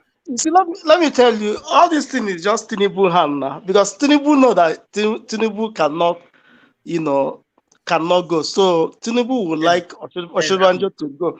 So as soon as they go, look, if they succeed, if Oshibanjo succeed in that post, you will see the kind of game plan they are going to play this Fulani. That one is for sure. That one is for sure. That one is for sure. I'm very sorry to disappoint you, UK. I don't see how they are going to betray them. That's just a fact. Because you see, let me tell. Do you know why I like that Osubanjo? I like his calmness. But he know what he's doing because I remember one time Buhari stepped out. Within 1 month, he's changed a whole lot of things. Sacked the person that he sacked one guy who was, I think that something from Mama Darana, changed most of the things. That's why they weren't happy. UK, I'm going to refresh your memory. I'm very sorry, right? The time you are talking about was the first term of Buhari, not the second time. No, not the second time. Not the first time, yeah. Even the same Buhari at that time. The same Buhari at that time was still a very nice boy. Yes. I'm telling you, he was still a nice boy at that time in the first term, right? Nice boy, ow. So not that he was a nice boy, but the thing is that what Oshibanji did, they didn't expect it. Because these people thought that he will be listening to them, but I like that move that he made that time because he did a little change. UK, I understand exactly what you are saying. You may quickly forget and believe in all these people, but I'm very sorry to disappoint you. You see me staying here. I don't trust them, and I don't believe that. He may be from Ikene, even he may be from my village. I don't trust them. That is just a fact. Yeah, for sure.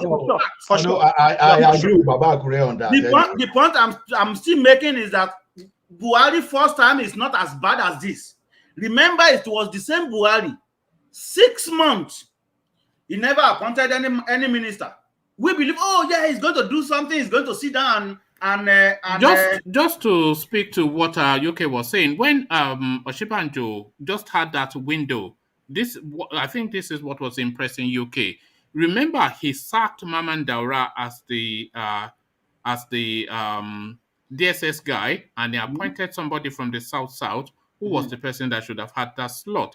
He also appointed Walter Onoge as the whatever it is that Tanko Mohammed is now. So he was making all of those moves. I think this is what UK is building his confidence on. Well, I understand. But yeah, can I say something? Yeah, but let's say if it was Oshobanjo that was in charge, the situation wouldn't have deteriorated like this, because the man, at least, he still have a progressive, attitude towards the country. Irrespective that the people that the boss now, they are not doing the right thing, because they are not even listening to him. That's why everything is going this way. That's what I just want to say. All right, thank you. The fact that Buhari, yeah, go on. And the fact that Buhari is pursuing the ethnic agenda, that is why Nigeria is even worse up to this thing. So you don't expect the like of Oshibajo to do that, really. Because if you look at Oshibajo, when people were shouting Ruga, do you know that only a statement from Oshibajo, everything just pafuka? Everybody have talked about Ruga. So it came to Oshibajo when they interviewed the man. The man said there was nothing like that. That what we had was national livestock scheme, and everything about Ruga just died immediately. Everybody was still fighting Tosu, all those things. So maybe they were thinking that Oshibajo would lie and support them, but a statement, it just died everything down. So the thing is this: they don't trust Oshibajo. Let's just get that fight right. If Oshibajo get there, Oshibajo will not be that brutal to the extent that he will allow all these people. Because these people know, that's why they are trying everything, that they are looking for whatever alternative. They cannot trust Tinubu. Tinubu should have known that. They cannot trust Oshibajo. Even 5 years Can I say something? Sorry. Let me hear from Baba Kure first, UK, who... One man, let me just chip in this one. Okay, very quickly, and then, yeah. So, what I want to say is that, even if somebody like Oshibanjo will go in there, he will not even listen to this Fulani. He'll be laughing, but doing the right thing. He'll be laughing, but doing the right thing. Because I know I have a friend who does that. He'll be laughing, but he will do whatever is in his mind.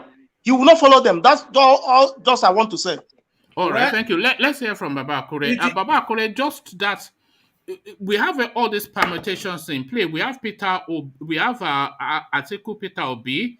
We have Yaya Bello.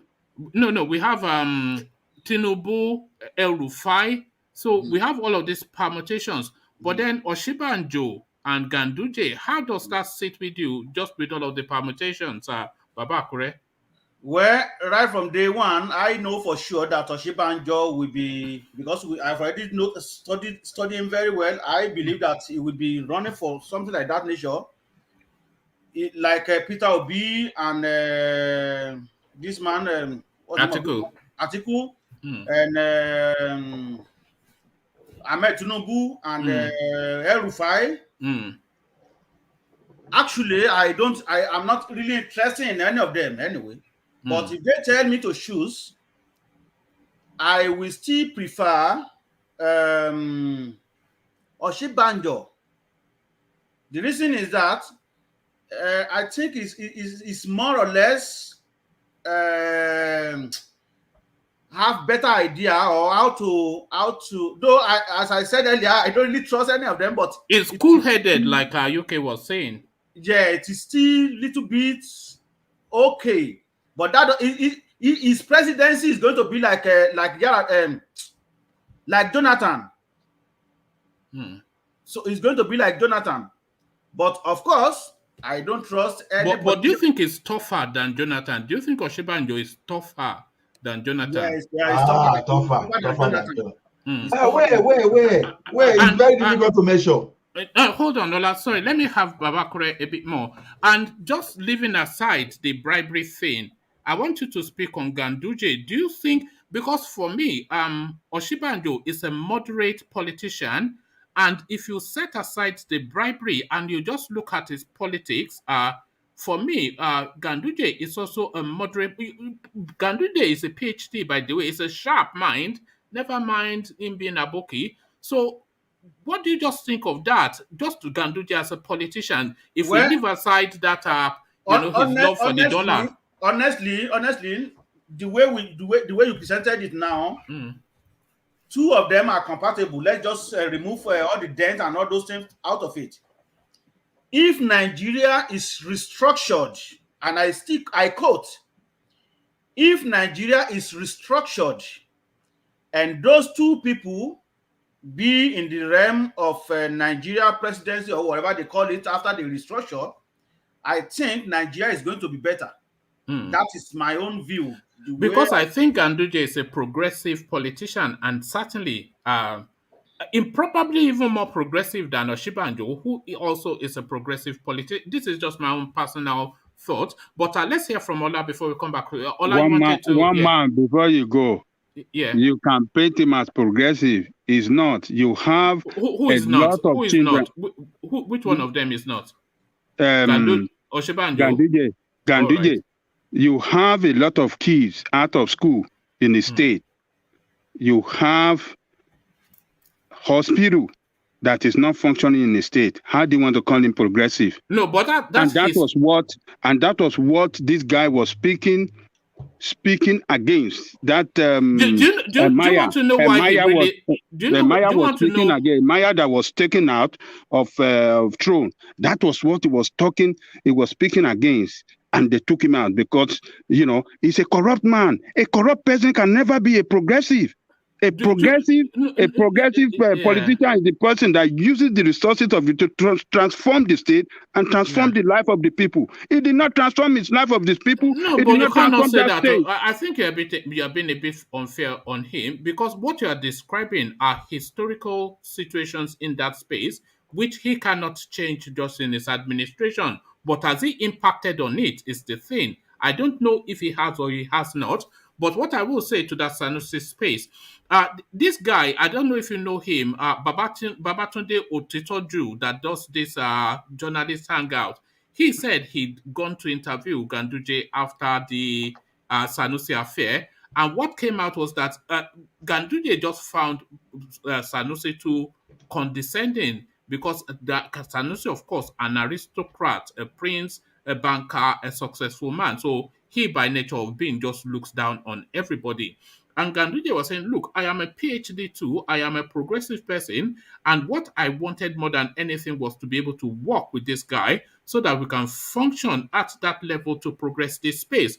But anytime he tries to get along with Sanusi, he would just turn his nose up, disregard him out of hand. It was just too condescending for Ganduje to stomach, I think, was essentially what led to then him saying that, look, I will show you just who is more powerful in this space. So that is his own position. But we have seen Sanusi being very, very critical of the way he was running that state, which he feel is putting more people into putting them under the poverty line, which he, as the traditional king of the people, have a responsibility, to speak against the governor that is not doing anything to improve the quality of life of these people. But you cannot say that, though, can you? That it's not doing anything. You saw somebody on the stage that taking money. What do you expect him to do? But they are all taking somebody money. Somebody that was taking the raw dollar, put it in his pocket. You think that even this our dearly beloved as Oshibanjo, he is collecting his own share too. I think we can. We have not caught him. We have not caught him on the video. This is the thing. Kò ń ṣòun pé ẹlòmíì ló lọ act in his own image ńkọ́ yóò rí pé bàbá olè lẹni yẹn. Not to put up too much.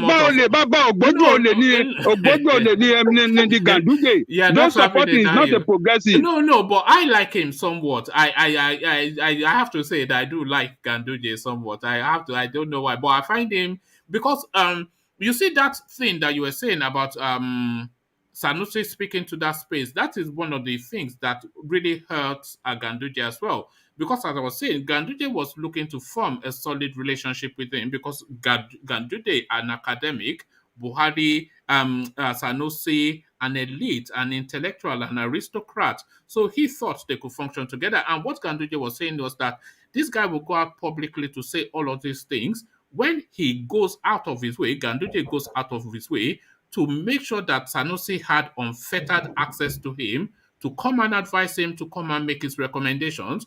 But Sanusi, who likes the allure and the adulation of our public acclamation. He will go on some rostrum and talk elegantly because he wants to be above everybody else. So I think he just judged him the wrong way. I think this is what happened. But I do like Ganduje. Who do you think I'm going to believe? I'm going to believe somebody that took money, that was taking bribe on video against a person that was speaking speaking the truth to the power that let improve the life of the people of this state. Who do you think I'm going to? Do you think I'm going to believe Ganduje or this guy that is critical of bad governance?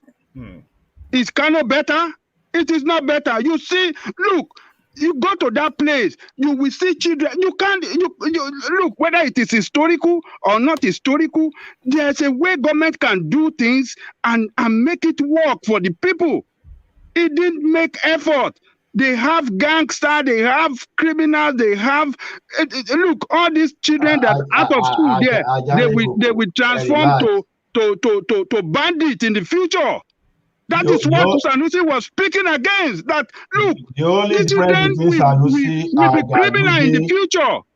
The only difference between Sanusi and Ganduje is Sanusi is a motivational speaker. They are all the same thing. What do you mean by motivational speaker? Was he speaking the truth to power or was not speaking the truth? Let me tell you something. What do you want to say? Go to Access Bank today. Go and ask anybody that was there during the merger of Access Bank and Intercontinental Bank. How much did Access Bank pay for Intercontinental Bank? When they transfer money in the morning, they transfer fund in the morning, 25 billion, and the money move out in the evening. What was that telling you? They just use the money to fund. So the thing is this: one Ole is attacking another Ole. The only thing is that one have his way in the public domain, and because one seems to be eloquent, it doesn't mean that it's better. See. Sanusi is not, don't see the picture that this man is painting himself is not. That's it. Because don't get carried away with whatever Sanusi. What do you have? What do you have? Well, what is it in the public space that we know against Sanusi? What is it? Give us a link to tell us that is corrupt. Give us a link for us to see that is corrupt. Agale Koko, we were all in the banking industry. I've told you already that go to Access Bank, any former Intercontinental Bank staff, tell them that what happened on the day that they paid to buy Intercontinental Bank. See, now look at this thing. A foreign bank came and they offered 60 billion to acquire Intercontinental Bank. This guy said no.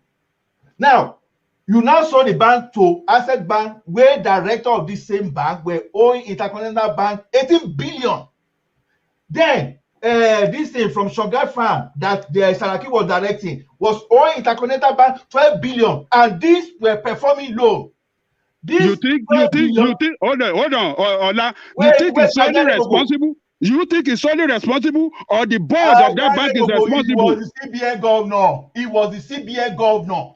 So whether he was responsible, I'm telling you what I know. It's not as if even Akinbola came out to even write about this thing in the public domain. And this guy has never taken Akinbola to court and challenge him. See, this thing that don't let us all fall victim for all these elites. Because whosoever that can speak eloquently, see the way they use eloquence to confuse Nigeria that Buhari was the best, that Buhari is the best since the sliced bread. And we are not suffering it today. Including the like of Tinubu that told us that time that if Buhari came to power, that Nigeria will be gone. And today, the same man still went and still told people story, and everybody were just calling Jonathan clueless just to pay for it to Budosi. See the way they use eloquence. You cannot solely blame Buhari. Tinubu. No. I'm telling you, the central bank has a board. The Donald has a board of directors. They have board of directors. We don't know what happened, what they did. So for the fact that is the head, you cannot blame it. It's not his private business. It's not giving the whole authority to buy we cannot solely blame Buhari for what is happening to the military because the one thing that I'm picking up, are member of the Police Service Council. All the governors, they are member of the Security Council of this country. So this is the way it is. Don't go that route. You have to solely blame Buhari. is the Oh, one in all right. charge of power See, to Ajale appoint Koko. All right. and All fire. right. Both Thank you.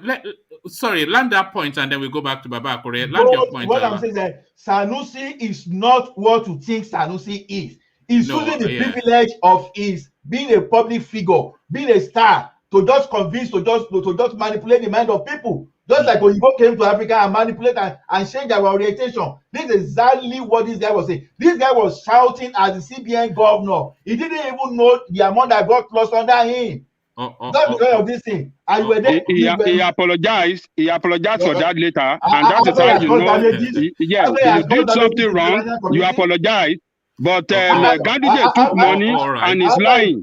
after I caused damages and people, external investors took their money away, that's when he's apologizing. All They right. took money Thank you. away and the economy started collapsing. Thank you, Why the only gentlemen. CBN governor you talk All a right. lot of Thank things you. like that? All Thank right, you. Lawan, Thank you. The one thing Baba Akure, the one thing I'm starting to realize about Ajanle Koko is if he likes you, you can do no wrong, and if he doesn't like you, you can do no right. No, I'm not taking the truth. I'm not taking the truth to power. Why they are No, giving you I'm a not saying he's litany? a perfect human being. I'm not saying he's a perfect They are human telling you being. the guy is an But armed robber. You are saying but they apologized. but look, we as educated people should not support this criminal like Ganduje. We should not All have right. any reason for any reason. We should not support him for any reason. All right. Let's hear Baba Akure. Yes. We are not supporting. We are just comparing three set of prospective presidency nominees. So make that comparison, Baba Akure. What are your thoughts on that? Well, as I said, I have already told you. I said Oshibanjo and Ganduje. If Nigeria is restructured, I also maintain that.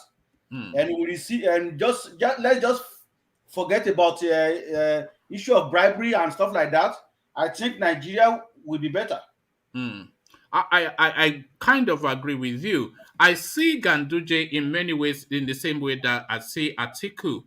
Of course, a highly corrupt man, but you cannot discount his capacity. He has some capacity. But if Nigeria is not restructured, they cannot do anything. They cannot achieve anything. I'm sorry. Ganduje will take bribe to kill Oshibajo. That's what you don't know about him. Yes. Yeah, revisited. All right. Thank you, Baba Akure. Thank you, Baba Akure. So, yeah, go on. Yes. So this Gandola, because me I call him Gandola because Yes. I saw that video that year that happened. I saw the video because sometimes these Hausa people I used to respect them because you know me because my parents they live in Hausa land for a long time. So the way they talk about these Hausa people, they talk good of them. But the paradigm just shift like this, all of them into bribery and corruption.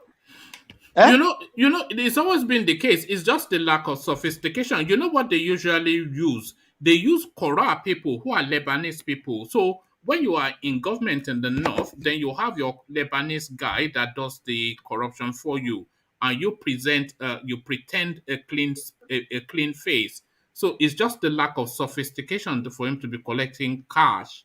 It's just dirty. You know, they don't do that. You have your Kora who will go and be collecting the dollars. He will take his 10% and help you get it to wherever you need to get it to. But you know, I don't think he's not alone in collecting that money, and I think we all agree on that. But all of them have changed. All of them have changed. You know, the Hausa people they have changed.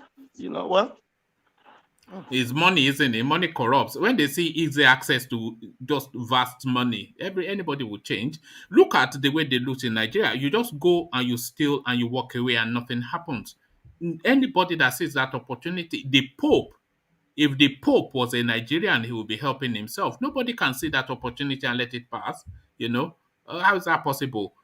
Let's acknowledge Alexander's super chat. It says, UK, he was subsequently neutralized, stripped effectively of his power and relegated to the background.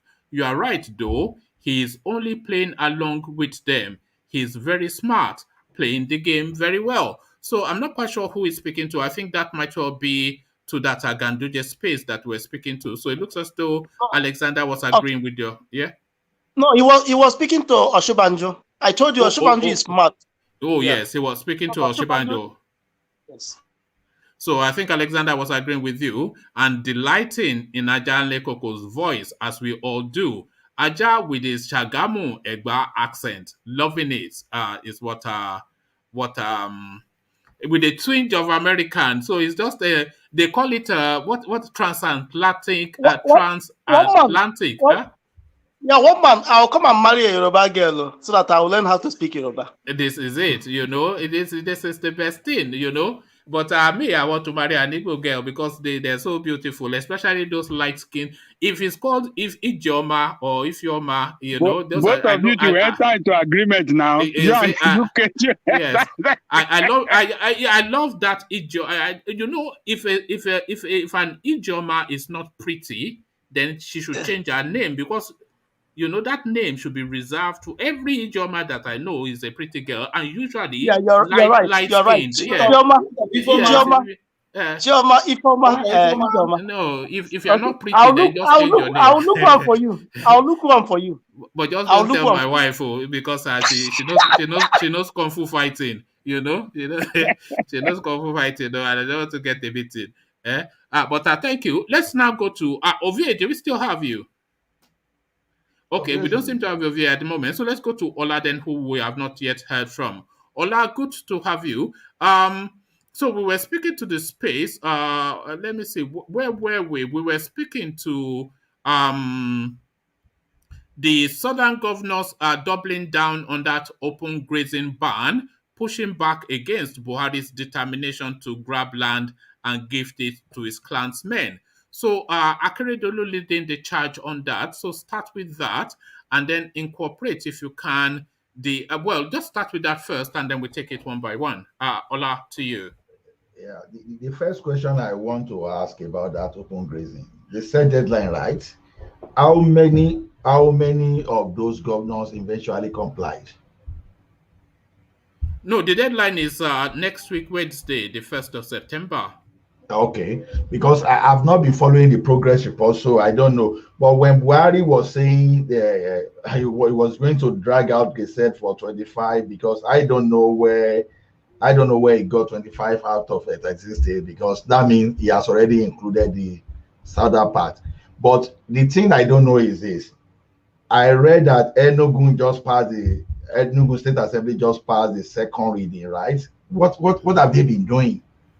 Because I'm still wondering, because this thing is, but after second reading, you are sent to law, don't you? So is that not the last stage, second reading? Aware. Let's hope that we are sent to law. The governor we are saying, but the problem I have with our people is this. Like I said, I know that Fayose, I don't know if they are trying to do something about the law. I heard that Fayose claim, I've not read it, claimed that he was the first governor to make anti-open grazing law in Ekiti. Peter the Rock. Yes, Peter the Rock. So he said it, but I'm not taking time to actually say it stomach infrastructure. That's my government. We've had some comedians in Nigeria. Stomach infrastructure as we go to the roadside and be eating epa with lepa. I'm telling you, you know the government that used generation. Sorry, you were saying Fayose is making some claims. Yeah, he made some claims that he was the first to enact an anti-open grazing law in Ekiti, So, but like I said, I've not read about it, but all I can say is that during his time, when he bought Shakabula and cutlasses, when he gave to all those hunters, all we realized then was that everything just went down. But it was under fire. If it was under fire, they killed the head hunter. So that's why I said I don't trust that guy. Even when some local people even arrested some Fulani men. This guy was like, the way this guy was angry, that who asked them, what authority do they have? That alone, pushed me to the point that I lost whatever confidence in him. I lost that one totally. So now my problem with the southern governor state is this: if they've not passed that law, I don't know what they are waiting for, because this thing is supposed to be the priority. It's supposed to be priority. Even when they announced that time, if they were so serious, I was expecting some of them to have enacted the law and passed the law and make the thing become law by maybe latest within 2 to 3 weeks that time. But what were they waiting for? So that means that some A of these lot of guys, them have passed it. I think Wike just signed it just yesterday or the day before when he assented some laws. So a lot of them have signed it. when I mentioned Enugu, for example, Mm. then Oyo State, I've not really read anything about Oyo State because those are the two areas that I'm hearing. I'm hearing the rumor that they are likely to present something in form of ranching, modernize their own ruga and call it ranching, all those things. So these two governors, I'm finding it difficult to actually trust them what they are going to do. Even Ogun State, I'm not sure that I've read anything about Ogun State. I've not Googled it. I've not heard anything. So the question now is this: if Akerele is saying all those things that he's saying, for example, does the guy have the backing of these governors? Starting from the fact that I cannot trust Fayemi. Now, I don't know what Enugu State governor is doing. I don't know what this guy in Ibadan is doing. In Ibadan is doing. So when you look at those things, it still make me feel uncomfortable until we are able to see that these people now pass the law. Then, when they pass the law now, let's see whether the people will back them or not. But going to Buhari, like Ajaleko said the other time that Ajaleko was trying to be decent in the way he was trying to brand Buhari. But me, I want to be crude. That's why I say this guy, he has been a criminal from the beginning. When you bring a criminal, you understand, as Yoruba will say, you cannot plant alubosa and reap tubaya. You can't put a criminal in power and you expect something different from this. When I'm saying criminal, we have different level of criminality. This guy is an hardcore criminal. Look, you call yourself the president of the country.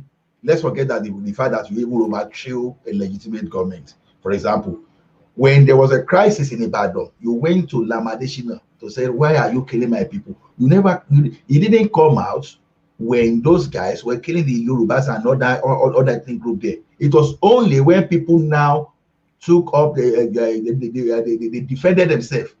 You now travel all along from Daura to listen to us.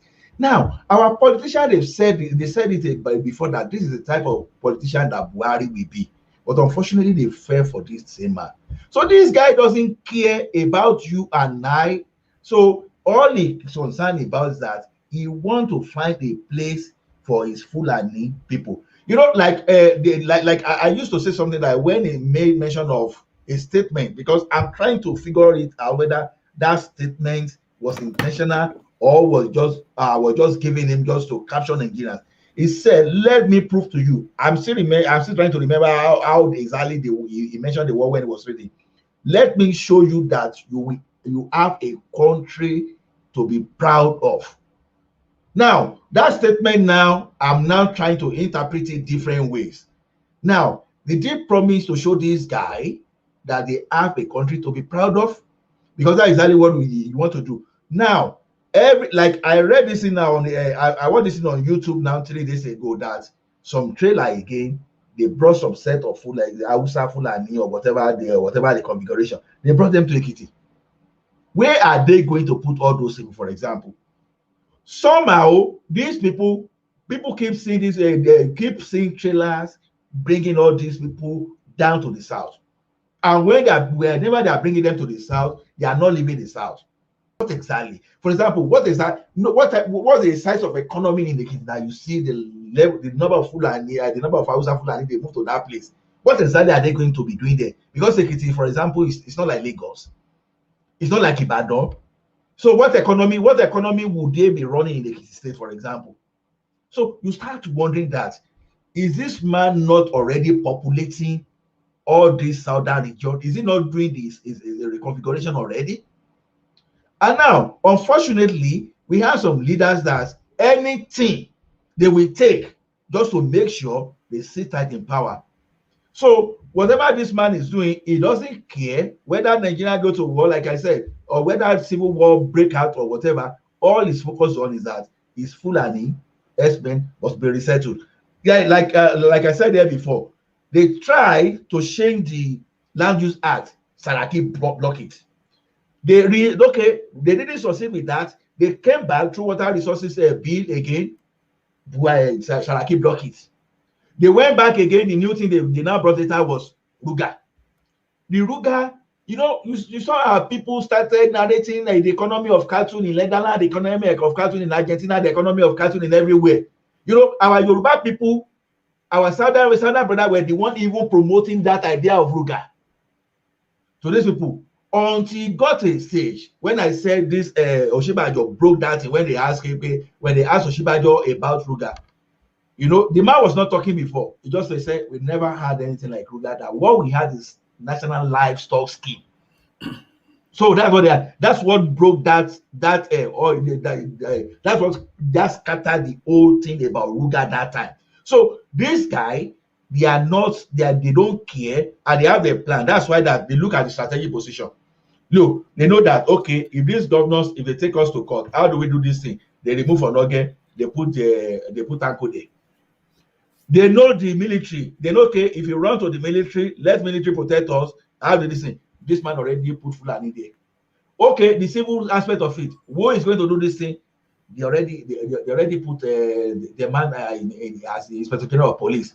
And when people were shouting, when people like Danjuma, when people like June Mohammed, when all those people were talking of the agenda of this, even when I shout Buhari talk about what is happening. Our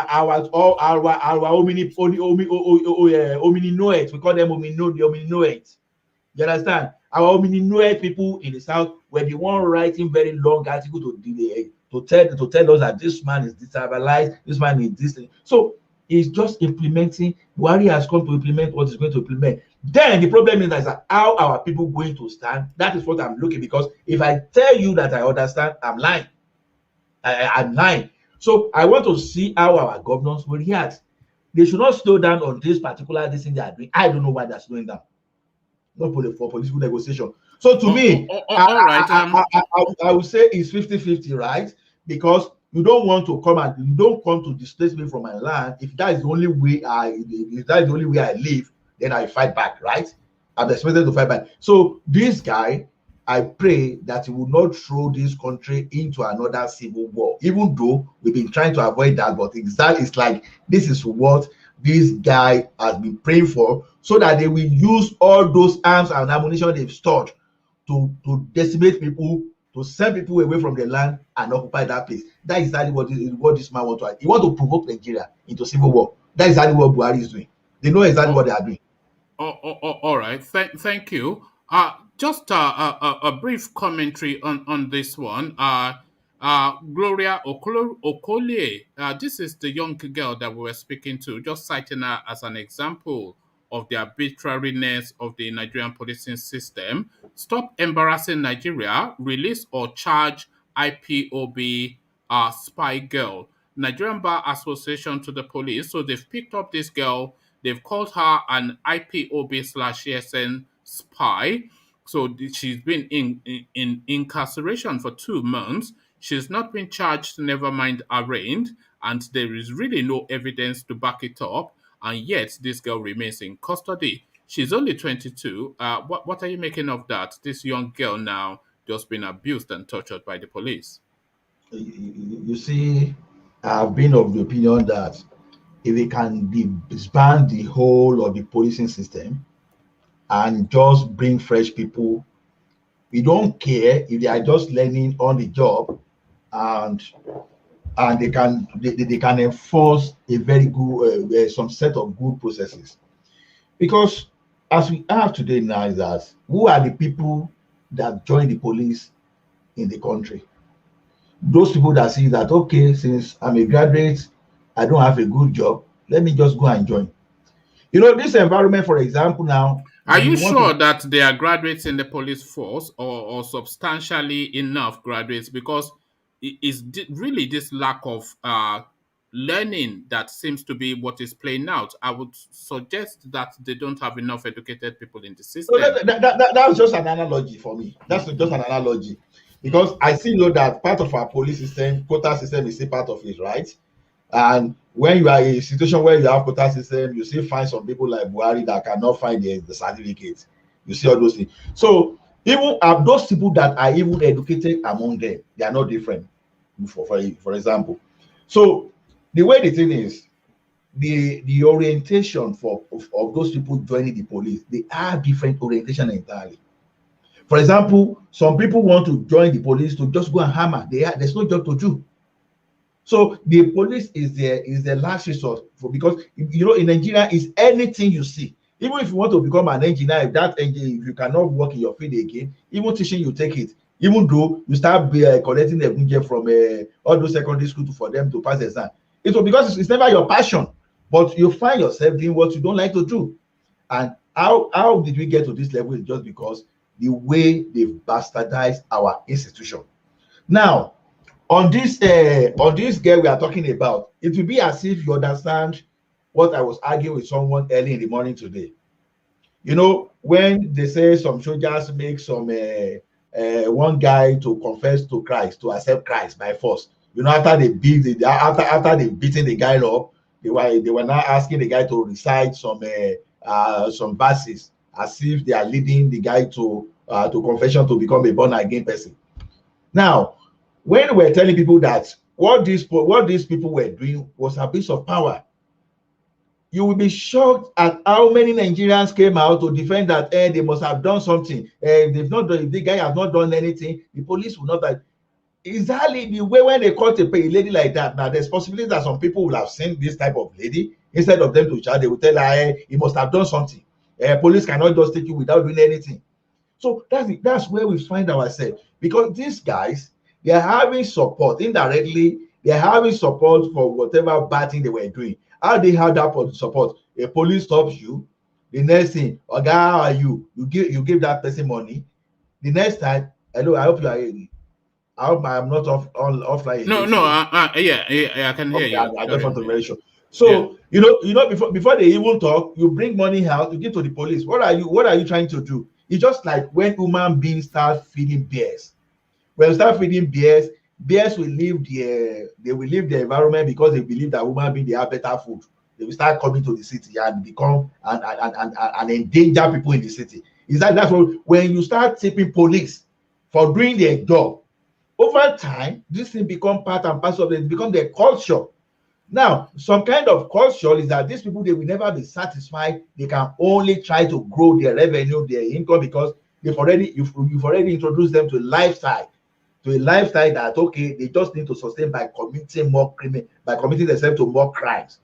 So now, this guy, they have propensity, they have motivation for going to the street to arrest people and say they charge you for wandering. Even all those things are not existing. We've seen situations where police told someone that was coming from Abattoir, when the person refused to settle. He said, if I can prove that this thing is human flesh.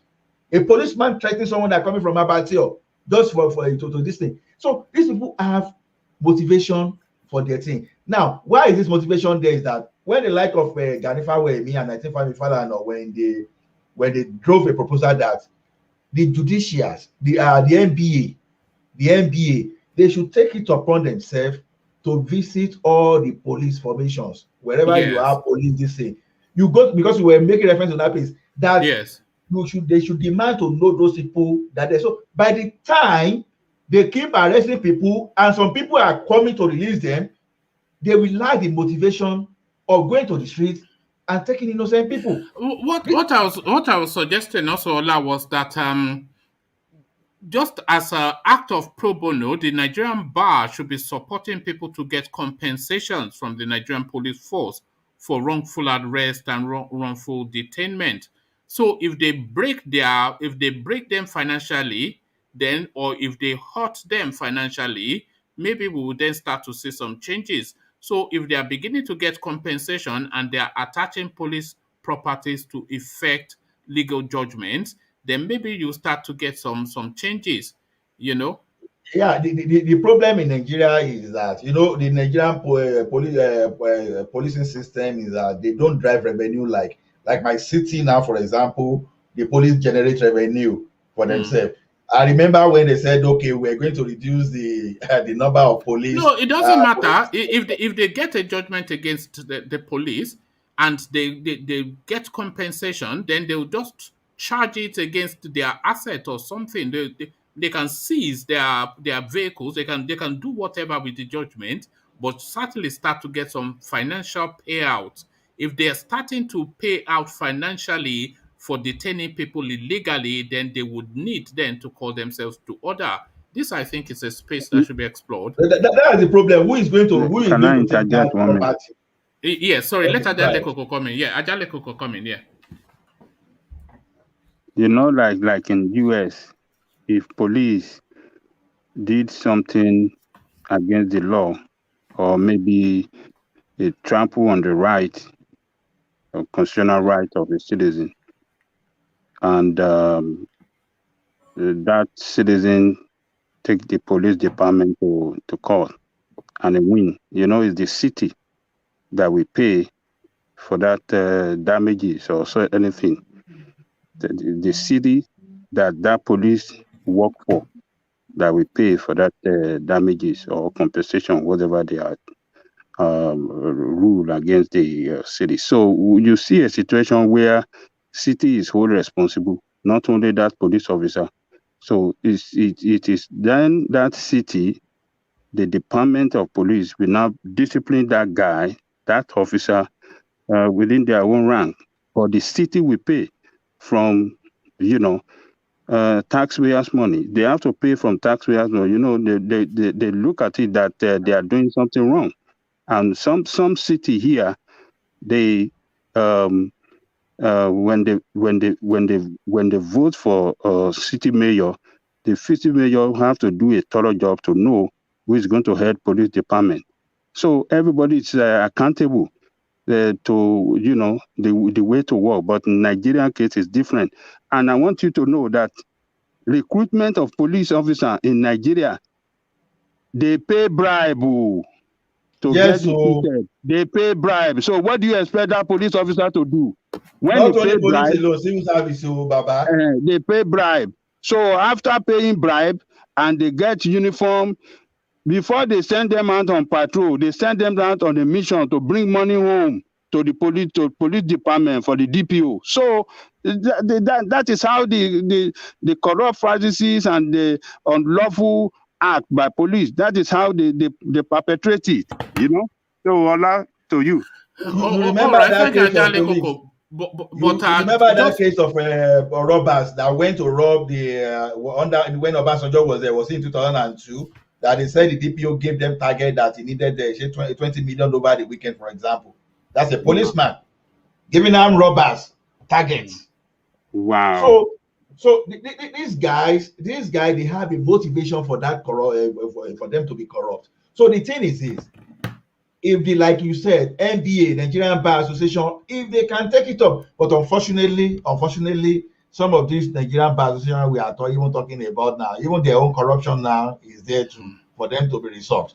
It's just unbelievable. There's no way out in that country. No way out. NBA, when they remove or not get the other time, were they not supposed to stand their ground and make sure that they reproduce? Even some of them were even offering services to even support the presidency, so that they will be there. Good. One of them is a minister today and he used to shout before. What's the name of this guy? Kiyamo. Do you understand? Even Professor Isage too. See that man too, when he was even supporting what the presidency did in removing this thing, you will never have expected a professor of law to even be uttering such statements. So those are the things in the country. You see, at the end of the day, when we say corruption is the problem in Nigeria, yeah, I agree it's corruption, but I always see the corruption as symptom. It is our structure because our structure promotes incompetence. You see, like okay, now if I've once made some kind of a funny hypothesis that if you look at some of these professors that have been in governance from the southern part of this country, or maybe those people that you've appointed to head one parastatal. It's like these guys, they are more ambitious than making money alone. Some of them want to make names. Some of them want to get international recognition and later turn that into money later, compared to when you get a counterpart from the north. Now, now look at a person like Rubadu now that was outstanding among them, even though he may have his own blemishes too, you understand. Look at the type of international recognition he got after that. Those are the people we need in our government agencies.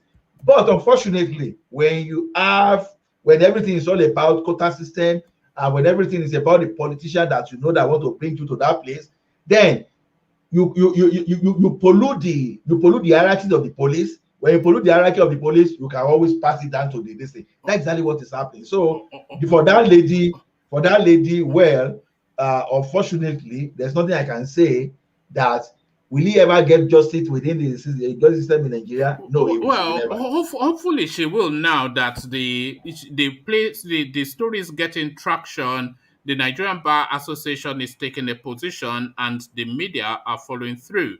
So at least maybe we can rescue this one. But maybe they will bring her out. Maybe some people will pity her and send her overseas. But will the government be remorseful for this action? No. The government of no. See Baba Asue now, they destroy Baba Asue life now. They've destroyed Baba Asue life when they accused him of doing something that he didn't do. They gave him different type of chemical. See his health now. He says that. So what did they accuse him of? Is it some sexual misdemeanor or something? I know that he was taking some substances out of the country. You know, when they were giving him different type of chemical, so that maybe by the time he started purging, he will purge all those things. They just destroyed this guy internal organ system. You know, and even when the late barrister Bamidele Aturu, when he even got the nice judgment, and they asked the Nigerian Immigration Services to even award Baba Asue several millions of naira, except they will do that tomorrow. That's why I'm saying that there are so many judgments against the government agencies in Nigeria that nobody honors the payment, except this guy they want to pay. Is it Bangudu? This guy they wanted to defraud when they wanted to empty our foreign reserve to pay. In time of the same agreement he had with Baba Obasanjo, that if he tell them about where Abacha kept the money, that they will pardon him for his money and they will give him some percentage. So they were so quick to move so that they can settle the guy. But when it comes to common man, if you get the judgment from now till tomorrow, the judge will do their own. But with these people paying, no.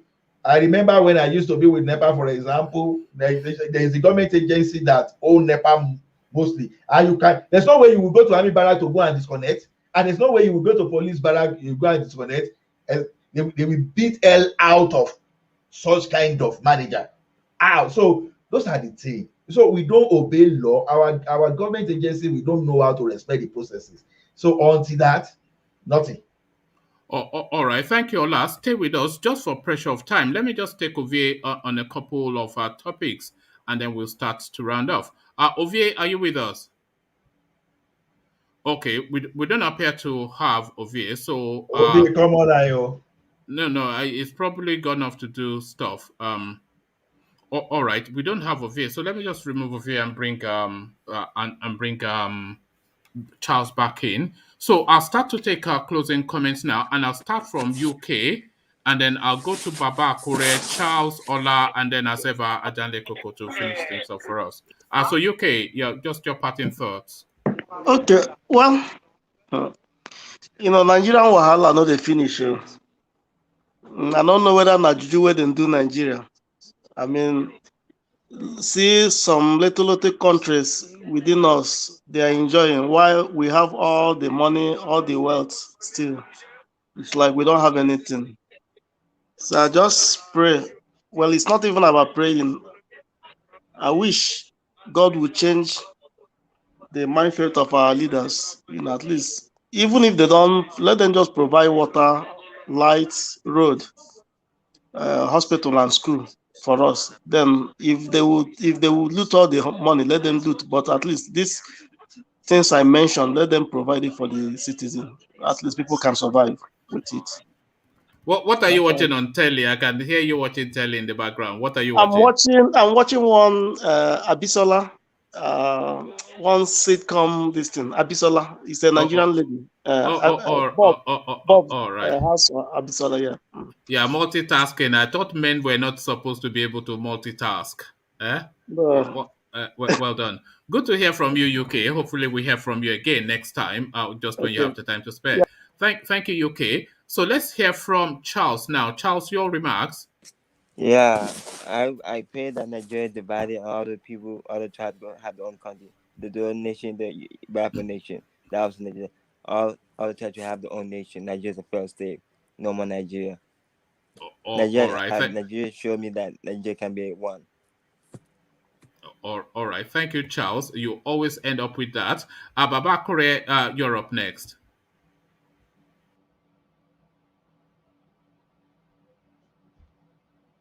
Oh, I think we've lost Babakure as well. I hope I haven't muted you. Let me just make sure.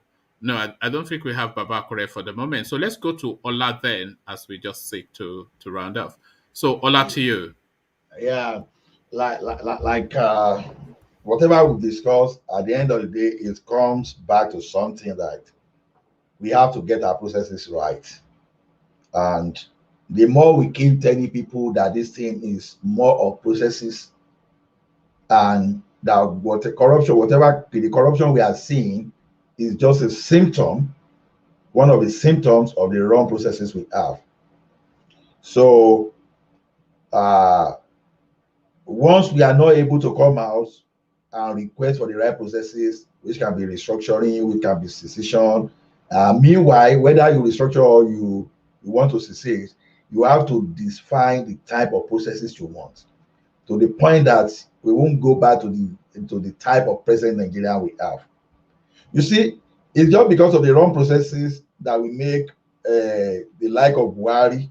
I just imagine Trudeau now, for example, to say he want to force something on any province in Canada, or where this the American president say he want to force something on the state in America. It's not going to happen because they've already made their processes so difficult for only one single person to manipulate. So when you put power in the hand of a person like the president of Nigeria, whereby he can do and undo, this is what we see. And this is what we need to find a way to eliminate in our system. Otherwise, whether BUHARI lives today, will survive whatever is happening now, another person can come maybe in 30 years and claim that all land in Ibadan, just say all land in Ekiti belong to one Fulani from Senegal. So what are we saying is this: we all should get involved. We all should voice out. We all should stand against. We don't have to be playing politics. We don't need to sound politically correct, where we need to be blunt and just fight for our right. Otherwise, if we continue this way, wherever we come from today, we just become another issue that, oh, there used to be Yoruba there used to be Igbo there used to be one Igala or people from Ibira somewhere. So it is right now that we need to stand against this man. If we don't stand against this man, and we think also some of these governors will stand for us, well, I have my reservation, because some of these governors will say they are more concerned about their ambitions than whatever will benefit the general masses. That's all I have to say for the day. All right. Thank you, Ola. Always a delight to hear from Ola. I think we have Ovie back, but we're taking closing remarks. So Ovie is just a short window. So just speak to whatever it is that you'd like to speak to. Ovie. I'm sorry, I've been up and No, down. yeah. I know it's a long session, so sometimes people dip in and out. Yeah. So where are the headline again? Uh, we were just talking about Them taking. the southern governors pushing hard against Buhari's attempts to grab land from the south. So say it's speaking to open grazing as the pushback. Yeah, I mean, I just hope they start. I just hope they mean and they back their words with action, because that's real. If they allow this man, they will get it done. So it all depends on us too. We need to put the same pressure on our leaders. If not, our own elite, they can easily give up and sell us out. It's not something within their It's a grasp. So difficult space to sell out now because, I mean, we're it's talking a about trap. people's It's a trap. ancestral. What is a Yeah. trap? Do you trap that? Do you want the presidency or at what cost do you want No, the no, presidency? I don't even think this. I think this is a different space. Uh, we're talking about people's ancestral land, so how that is going to be given up because Adale Koko was It's just pointing out that they've got the Minister of Water, the Minister of Agriculture on this committee. So they are looking for the most fertile of land in that space, which of course will be occupied by indigenous people. So it's and that's what. the governors are doubling down to say that we are not going to allow it. They've come out again today to say that they are not going to allow it. Yeah. So what gives? Yeah. Again, I said I just hope they can follow it through. I Mm. mean, they can give up easily. Just wipe the presidency in their front because that's what it boiled down to. It's a trap. But I mean, it's a legitimate push to grab land. That is not it's not even something the Buhari just wake up and realize overnight. This is a work that's been ongoing for years. If you listen to him referring to all these old grazing area, these are be part of the plan. They're just looking for the right person to come and start pushing, and that is what he's here for. But again, most importantly, I think they want a voice or a seat at the table. The Fulani, as a tribe now, they want a seat at the federal table, just like every other tribe. When I mean every other tribe, the Igbos, the Yorubas, and the key tribe. So that they want more of their kingmakers. But if you listen to Ahmed, but 2 days, is it yesterday or 2 days ago on channels, they refer to things like words like that. So it's more, and these people have been pushing not just today. That's why I say Buhari is important to them. I mean, aside Usman Danfodio, they've been going head to head because this man have pushed. He has managed to actually push them to the mainstream. We talk about these people every freaking day as if they are engineers, discovering shit. No, nothing, but they are just people they've been abandoned and rejected for a long time. So, yeah, you give it, that's why I say you give it to him. The man is screwing Nigeria up at that expense. And But it's not something out we'll of, see it's how not a it plays surprise. out because even for all of the politics of it, and I'm accepting that everything always boils down to politicking. I We're think talking about people's at this, ancestral land, yes, and we're talking about point, changing demography, and we're at this talking point, about I this am is one of forced the to. biggest thing that will almost happen in the history of Nigeria since in the independence, changing the I demography am. by I I mean it's think land grabbing, you know. At this point, the game, the way the way the way the state is right now, I think Tinubu is just might just be the only man that is capable of standing, the power that be at the end of the day. What we need is somebody who will say come, because if we allow them to bring their own person, it will continue. They will continue to dey push. People will continue to die. So if you look at all the men we at that corridor of power, Tinubu is actually the man I can say, you know what, can cut anybody bluff up and he stands. Already he's in control of pretty much half of the country. So, and I think for me, from the way I'm seeing things, because these Fulanis they don't try. They have pushed, they have gone, they are getting exceed their expectation. I'm not gonna lie. They never believed it they will come this far.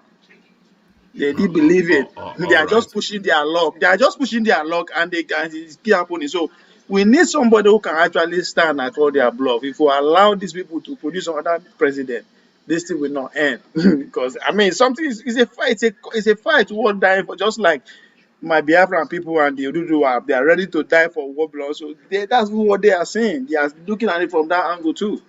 They go, we must take this land by all means. If they allow us, that's just it. If we allow them, if we fall, nothing will happen. If we allow them, it's on us. Because we see them, they are pushing their luck. It's a luck they are pushing. If we allow them, fine, you get through with it.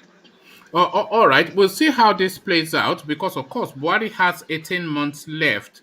And by the time they've identified all of this, whatever it is, then they have to pass it through to law. And if he's signing it into law, then it will be at the tail end of his administration. So if he signs it into law at the tail end of his administration, is it something that can be reversed? One, is the person that is coming in somebody that is going to reverse it to? Is it something that they're going to move to effect? There's just so many, So, there's still so many ambiguities, but we'll see how it plays out. Or is you it know, I, just talk for talking I to the like I space? like Yeah. uh, I like the way things happen. I mean, again, Buhari might be doing excellent work for his people, Hmm. but he's doing a damage that's actually uniting the other part of the country like never before. So that Hmm. is the other flip side of what Buhari is doing on the long run. But it all Hmm. depends on us if we actually capitalize on it, because as you rightly put it, this is our central land. It's not Hmm. that this is not something that they are planning to come. They're already there. And now when they push, they go back. So it all depends on how we the good, as I said, the flip side is that it's uniting us together. Hmm. As time goes on, I hope we begin to score. But even if we won't But stay for this one Nigeria, is he we, mistaken in his calculations? So because as he's uniting us together, as you are suggesting, and a lot of people may or may not agree with no, that. Hold on, no, can you hold on? As he's uniting us together, as you are suggesting, is he also uniting us against the Fulanis? Is really where I wanted to go to. Yes, is he also uniting us against the Fulanis, and is he essentially shooting himself in the foot? Because they now have to fight it. It's not even, it's just a crude, approach is essentially what I'm saying. By uniting yeah, us together, is it it, uniting us against the Fulanis? I I hope that is the end goal, but it's not looking likely yet. But I think that would be a goal worth fighting for. Trust me, What and will I don't be? think What will be? if we are to face these people out, Hmm. I don't see anything wrong with that because they want to face us out. It's a battle of, as I said, if you don't dominate, you leave room for domination. That's what we are doing right now. We leave room for them to dominate. So yes, What I'm trying to get out of here is that this aggressive Fulani agenda that this guy has been pushing for the last 6 years, has it now stoked up a resentment for the Fulanis that will last pretty much a lifetime? Because no, people are not going to forget this, and people are not going to just overlook this. So as it now puts the Fulanis essentially just by his actions as people to be viewed with suspicion and resentment, as he stoked up resentment for his own people just through his actions. no, but he's Buhari. No, yes, yes, but he know what he's doing. He's a man of history. He has wealth of experience. He's been with this struggle for all his life. So that's why I said these foreign Fulani that are tripping in is just to reinforce that political machinery they put in place already, which is they have the majority. Because at the end of the day, it will always come down to we go sit down for table, iron it out. So he understand that. So that's why I say, but again, it's politics. Anything is possible in politics. It's all about negotiation. It's all about give and take. We don't know the set of the next generation of Fulani that will come. That will come. We don't know how their psychic will be. The But next no, generation no, that will come from hold us, we on. don't know our. No, hold on. Because he has opened up this space now, and we understand that there's an agenda, and we understand that this agenda is not something that suits with our culture and being. So it's not as though there's a new space now. That space has been opened up. So whatever next set of generation of Fulani, they're not going to negotiate you to take charge of your space, which is what they're Yes. trying to do. So Yes. is the sum total of all of its achievement just creating resentment for his own people and nothing more? Or is he going to situate his people within your space to be in perpetual conflict? Because it's going to be perpetual conflict if you have a foreign Fulani satellite camps within indigenous spaces, with these people knowing full well that they don't want them there, and they know how they got there. So is that just perpetual conflict that is situating in all of these southern pockets? And is that the agenda? I mean, well, I would be, foolish to say we don't know the agenda right from day one. The Fulani as a race, how did we have them in Nigeria? I mean, there's different argument out there that they first they win, they are foreigners. So the contention has been there from day one in the space called Nigeria has come to being. So we will be naive. So this is the failure of our leaders to actually reinforce history in us to say this is it, just like the way they are doing it. And they are so successful at this because they never forget what brings them together from day one, which is their monarchy. And they are smart enough to tie their religion within that monarchy. So that man has a lot of power. Whatever he says goes a long way. So the politicians are just errand boy between those power and the talagawas. That's what we can say we are progressive. We are going with the trend. What is happening in the rest of the world, individualism and all that is tearing us apart. We are not able to actually bring that whatever the exposure that we have together to work in our favor. And again, I said the next generation of Fulanis, I don't know how they will think, because whether we like it or not, the world is changing. There are more information out there about them, about us than ever before, and that is what is bringing all this chaos. It's not all this. It's not that it's not new. It's just that because of the change, the revolution that is happening, which is the information revolution, is bringing it so much to light, the internet and everything. So it's changing. So people are getting more educated. People are getting more smart. Strategies are changing. So yes, it's not go. Again, it all depends on Do us. It all people depends on really the even generation that will no come after us. yeah, no, that's what I'm saying though. Do people even really care about what the next generation of Fulanis would think or want intend? Because Yeah. this might well be their last throw of the dice. We have seen their agenda now and it's in play. Their agenda is not beyond what we're seeing now. So we fully understand what they are doing and we're going to counter it. So whatever their next generation think is of no consequence because now they have been exposed essentially for what they are. No, I don't. Again, their way of thinking down to the generation has not changed much, and I don't Right. see anything changing. The only thing that will force that change to come is depends on our unity and our pressure to apply that unity that will force them to either break or keep strong. Because I mean, Buhari so far is a success administration for them. There's no, it will be also stupid of them to just back out now. No, they cannot back. They will continue to push. So it depends on all. It depends on who we say. As you say, it's a two-way fight now. Sorry, There's no way how has to it been a success administration? What success for has it them, achieved? to them, Yeah, to the what Fulani success has nation. it yes, what success has it achieved for them? They are pretty much in charge of every one of some of the key sectors in Nigeria, which has Right, is something yes. new to us. One, there are more Fulanis from other countries now that join us than ever before. That's plus when it comes to voting and all that. Whatever, as you say, population is the allocation is based on population. So as time goes on, when we begin to settle all these files finish, their numbers go increase. So that to me is a success because these people, why did they look to him? He has set Nigeria back maybe 30, 50 years, but trust me, he has elevated the Fulani race beyond the 10, 20, 40 years as we I'm see not it. sure that I agree with your analysis, I of mean, here. okay, yeah, it's so You here. say you say there is population movement and there is population movement, but I don't know the numbers that you are quoting, and I'm not sure where you're getting those numbers. So No, that's the first. I'm not busy. I've not thrown any specific number there, but they are in their hundreds or thousands. You agree with No, me? no, then there are thousands, but then there's Okay, but migrations in the thousands. But you that's good saying that enough. no, but you saying that he's put his people in power positions. Yes, he has put Yes. his people in power positions under his administration. But Hmm. what will the next administration do is the thing. Goodluck Nobody Jonathan knows. chose his own people. Buhari has chosen his own people. So the next guy, of course, will choose his own people. So, what Yes. in totality has he actually achieved for these people? Because he has heightened the resentment for them, because people resent these people with Hmm. fervor. But what has Hmm. he achieved for them to counterweight that resentment that he has created is the thing.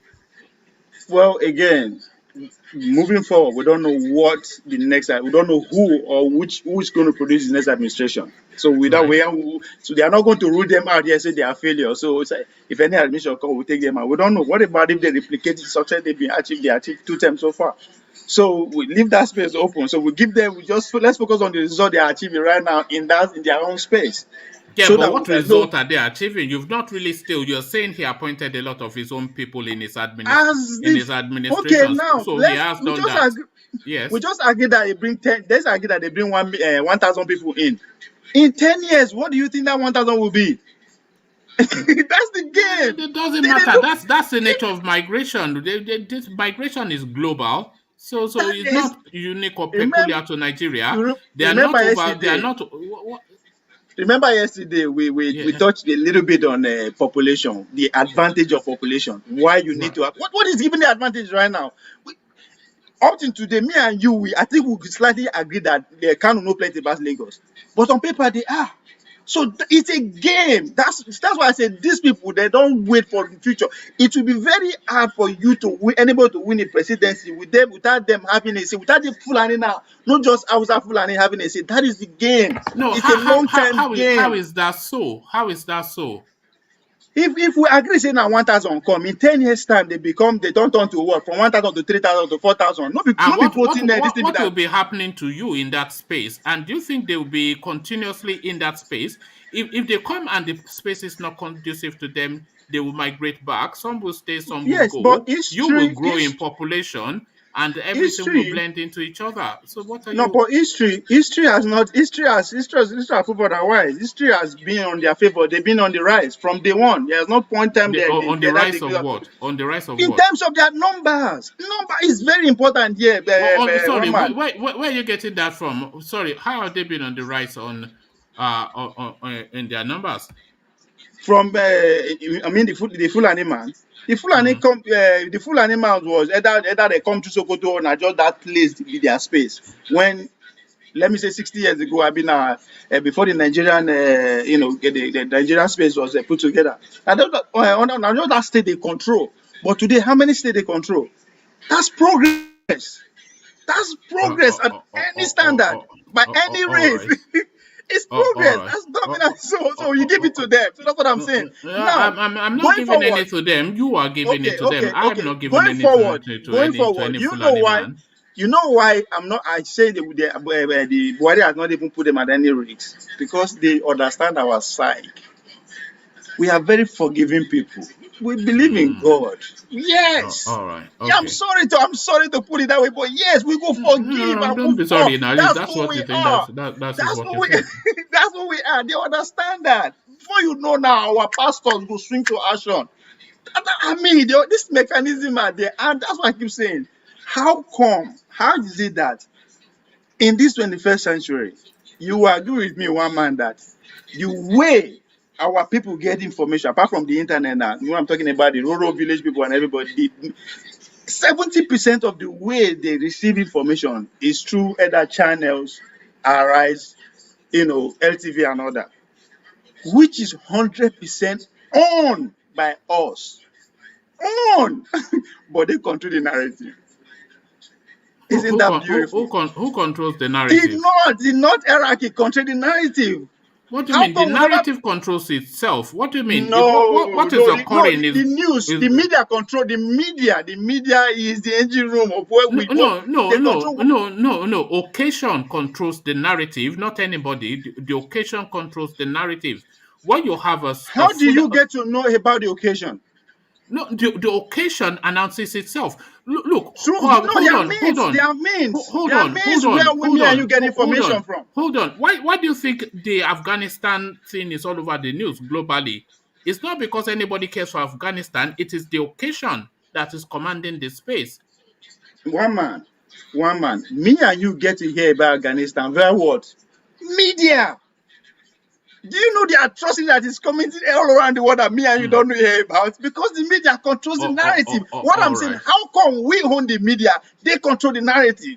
We have Nobody's not been. no. I Okay. really resent this thing that you want to overhype these people. I am. I don't know what it is that you think they don't Can control you? any narrative. The narrative, or I just cited you the example of Afghanistan. Now, is it Afghanistan that is orchestrating global news, or the event in Afghanistan that is orchestrating global news? It is the occasion that is controlling the space. It's not any Fulani man that is controlling anything. Who brought in this guy? It was Tinubu, not his people. If Tinubu had not See, brought him wait in, he would now. not be One there. man. And One man. you keep This is coming up no with one all man. these things One that you man. This is say. no. Listen now. This is where me and you are slightly different.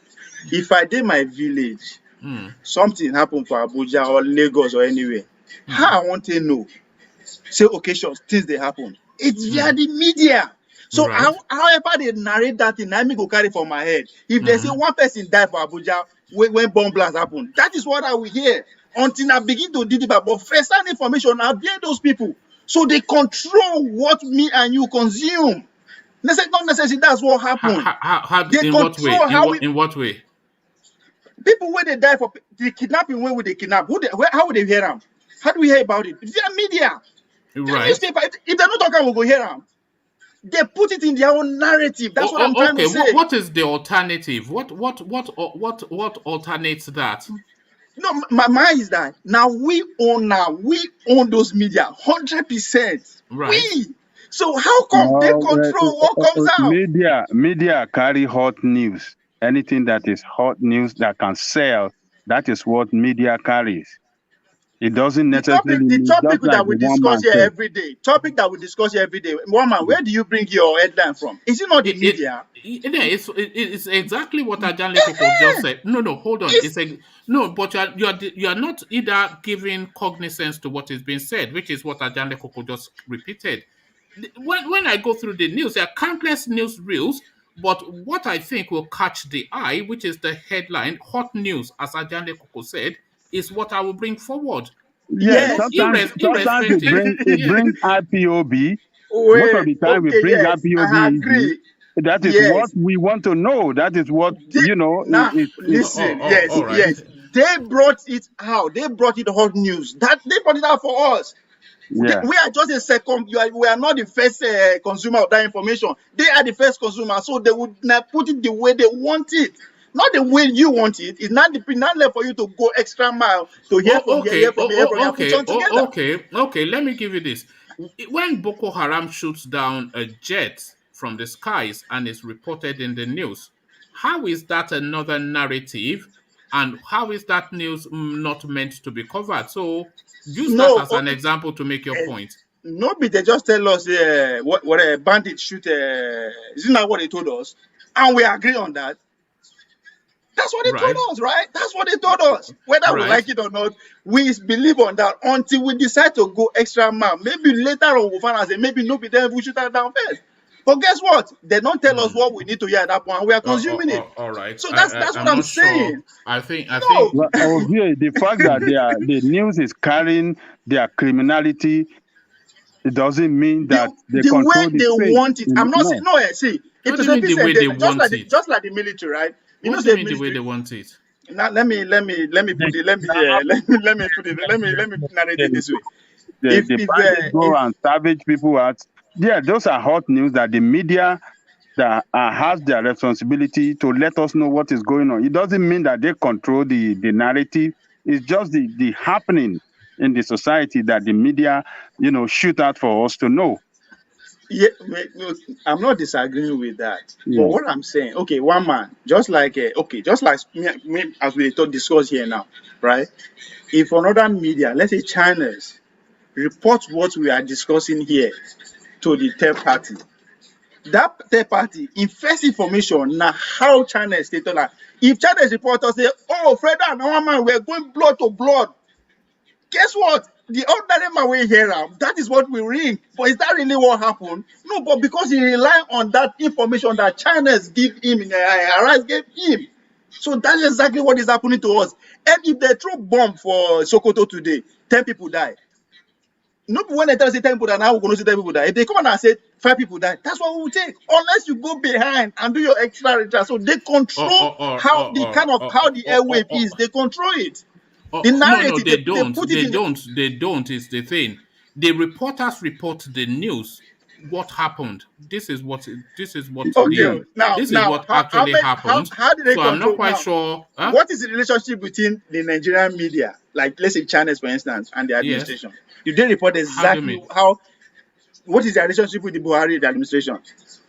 Yeah, China's television is a puppet television station to the. Yeah, but that's not. What about Arise TV? What about other channels? Now, let's take it one by one. We are taking no. Let's not take it one by one because I want to round off. And there are millions of Nigerians who rely on channels for their first-class information. All right. The government Yes. is trying to gag the media. The media have sued the government to court now, because the government issued out a circular that no media house should be carrying story about terrorist activities. So what the government is trying to do, in essence, is to suppress the media, is to, shut their mouth up so that they will not carry all those news, because they feel those news being carried by the media is spreading bad news about them. So the media now fighting back. They took the matter to court. So the media have to do their job. So it doesn't mean that See, I am. Well, they see, control. now, They let me, they don't control the narrative. It's just the way me and situation you, in the space that the media will carry. That is their okay, job. That's their traditional job. all right, the way me and you talk about this administration, the kind of words we use, the kind of examples we give, can any media house vote to go that route? No, they cannot do it. Why? Yeah, because they already spell out rules that if you do this, you will be. Who set out the rules? That's exactly what I'm saying. They control Okay. how we get the kind of information we get. But is All it right. normal? Is it a It's normal thing not. to do No, in it democracy? It's Hold not on. even. It's not Exactly. even That to is do my with this. point. Okay. That's my point. That All how is right. it that we own it? How is it that we own it? They control it. That's my point. How? They don't It doesn't control make it sense. though. You've not made any point at all. They don't But control let's you. leave, All let's right. leave Okay. that space because Let's move you ahead. All right. either not going to get it That or is I am not abnormal going to get control it. because it's Can, against the law. Yeah, but It's okay. abnormal one of us control. is It's not not. getting it. Yeah, it's What is abnormal. But no? I am not saying it's a normal. What is normal about the Nigerian state situation? Nothing is But normal. they don't control the media space though. They just disabuse your Okay. mind from that. They don't control the media space. The All media right. space is led by events. Events lead the media space. Okay. Yes, of course they can And again, manipulate will you and agree bribe with me and that most of but these events, essentially okay, wholly. will you agree with that most of these events Hmm. are being orchestrated by the state? How so? How so? Yes. Take one instance. Even the Boko Haram that is happening, the killing that is happening. You want to tell me the state is not in charge? It's not indirectly or directly aiding what is happening. I don't know where you're going to with that one. No. No. So that's it. So most of those events, I'm not saying all, most of the major events that happen within that space are being either pushed forward to support indirectly or directly by the states. Nothing where they happen, we on the way go on that unnoticed by the states. I don't The agree few with ones, you on that because like Ajale Koko rightly pointed out, they are actually trying to gag the press with yes, now legislation. they are going too far. That is normal. Now it's because Right. we the Nigeria they feel they can do and undo. As I said, the government will always put beyond its boundary if we allow them. You understand? But I thought you said they had the press in their pocket. So why are they then trying to gag the press? I don't get it. You What are do you just mean? telling us now that they have the press in their pocket. They So have the if they press in their have the pocket. press in their pocket, then why are they trying to gag the press if they already have them as puppets? One man. Let's be very open about this conversation. Right. Being control the press. I am not saying that is not 100%. That doesn't mean if what their name if Abati decide to do whatever on his own, but all means in a government they control. No, the key narrative that affects me and you, the bogus ones. Trust me, the government controls how it gets to us. I'm sorry. I I don't understand you. I don't talk about Pastor Suleiman with his No, scandals. forget I'm not talking nobody's about. talking. No, I am nobody's talking talking about about Pastor Suleiman. serious issue. What- EGE bandits. How come up to today the Nigerian media they fear to present? They call them out, say they be terrorists. Why? But they are What's that? the Nigerian media, the media that you say that we control. How come they are scared to protect that bandit as terrorist group? Because they are terrorists. Me and you know that one. Why? Yes. We can classify that, but they don't have group. They are just splinter group everywhere. They are just like Mayati Allah is their or is the order, is their authority. Mayati Allah is a group registered under your CAC. So what do you mean by they are not known?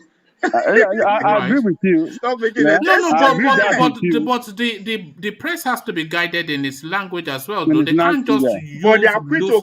they are quick to call Biafra people terrorists for fighting for as if No, they no, are no, they Press don't. They don't call call. them a No, they don't call. proscribed group. They don't call them terrorists. They call them a IPOP, proscribed group. IPOP, Yeah, IPOP. Go check they don't. go check. No, Go check. Even Malami no, quote they time for don't call you. them. Yeah, I'm Balami talking can about use IPOP. whatever language. Court, Yeah, the No, court, no, you Maladi no, is know. but the government. press, Nigerian no, court, hold the on, hold Nigerian on. court, Yes, the the Nigerian court did Nigerian what? court, yes, declare them as terrorists. Well, there you are. So, if the Nigerian court describes them as a terrorist, what do you expect the Nigerian press to do? To say they are not? Well, maybe at this I don't junction, know. at this junction, that is where patriotism comes from. That is where that fight you think we want to take to the Fulani, that is where it comes from. It's a question that me, not just me and you, the elite, those who control the ISPs have to answer. It's a point they have to answer because all right. if Oga say call this one terrorist, no call the other person where they do worse than this person terrorist. You as an owner of now your mouthpiece, you have the right to say no, I'm not going to do it because now your mouthpiece, your place, you own it. That's why I say we own it. But just like one Just to man, be clear, because just we like cannot embellish just for the sake of an argument. Just largely, and I read these things every single day, as you know, to read it out here. I cannot recall, and I will check now that you have said. But usually, when they are talking about IPOP, they will say they proscribed. But I don't, unless there's terrorism. Yeah, they will say they Yes, proscribed. Yes. yes. The media in Nigeria doesn't regard IPOB as terrorist group. No, they don't describe them like that. No, if they are referring to a statement by government, that's a different thing entirely. But for the media to call them specifically that they are terrorist group, no, they don't do that. It's And I not know their you know that place. of here too. I You don't know know that what. too. You always confuse me over here. As it did. I don't You know know if you that do of it here. deliberately, see, but I am not talking what I said back. Not that I agree with what you are saying. I nobody's just for asking the you to as you take said, anything back. That is your just for the opinion. sake of Yeah. argument, I'm not ahead, so I'm not taking it. I'm Hmm. fairly sure even Malami said it when he was giving that press conference about it. I'm pretty sure of that. But Yeah, but again, I could be Malami wrong. is a But government. I stand when to they be took corrected. I could be wrong, but I stand Kanu to be to corrected. court, they were referring to him as a IPOB leader. They did call him terrorist leader. They never call Kanu a terrorist. Nigerian media Okay. never referred to him as a terrorist. And Okay. Nigerian media is different from Malami. Malami can say whatever he Yeah, Malamican, likes, yes. but it's not So Nigerian media. it's okay. Or am I getting it completely wrong? I don't know. Like I No, As said, I you always said, you're confuse not getting me. it wrong. I follow as it I too said, very well. Yeah. as I said, I'm pretty sure at least we have over there to Ovie, listen you to. know that Somebody will, too. no, You know no, no, that. no, no, They no, don't no, call the no. Nigerian media don't call IPOB terrorist group. No.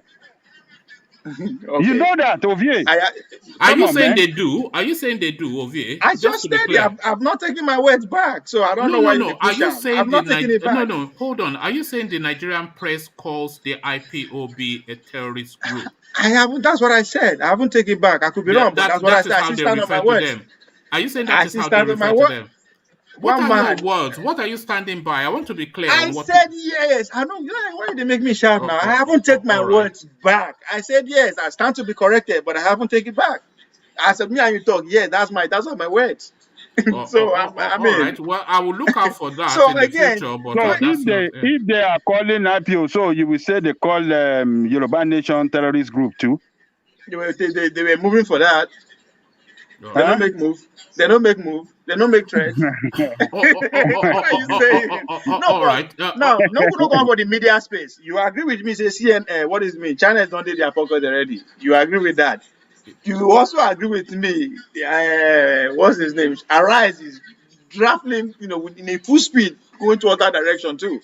You understand? Both Are you sure about that? when they get an interview, what do you think that is for? Now party move, now political move, now future move, now they go carry out the campaign. Well, I don't know if I would How do you agree think these because deals I have been watch taking place? channels. One man. How do you Watch think say this Arise deal all they the take? time. Let me tell you, One man. You think the say these station. deals, you think that they shine for table, they go they sign this like this. No man, you know more, you know better than that. This is I not don't know happen what the you're way. talking about most times. So, to be honest with you, Then but the LTV, of course, yeah, the federal government no fit take charge the stations that I will because of who get concede, them, and you know the show the narrative. TVC, which is Tinubu's television station, of course, that is for Tinubu, the party. uh, Um, China's yes. television is bought and paid for, and NTA is the national carrier. So outside of that, you know that Then Punch newspaper AIT refused. No, no, AIT you know PDP. that Punch newspaper refuses to call Buhari president. They refer to him as Yes, they cannot retired detect them. major general, and this is the position that they are taking till the end of his tenure. A lot of them are quite aggressive towards him, so I'm not quite sure. Anyway, it's just Well, it's a different. This as is I the said, thing. I am not saying it's a normal thing to do, I'm just putting out there.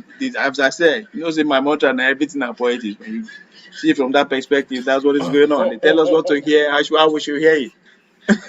All right, thank you, Ovie.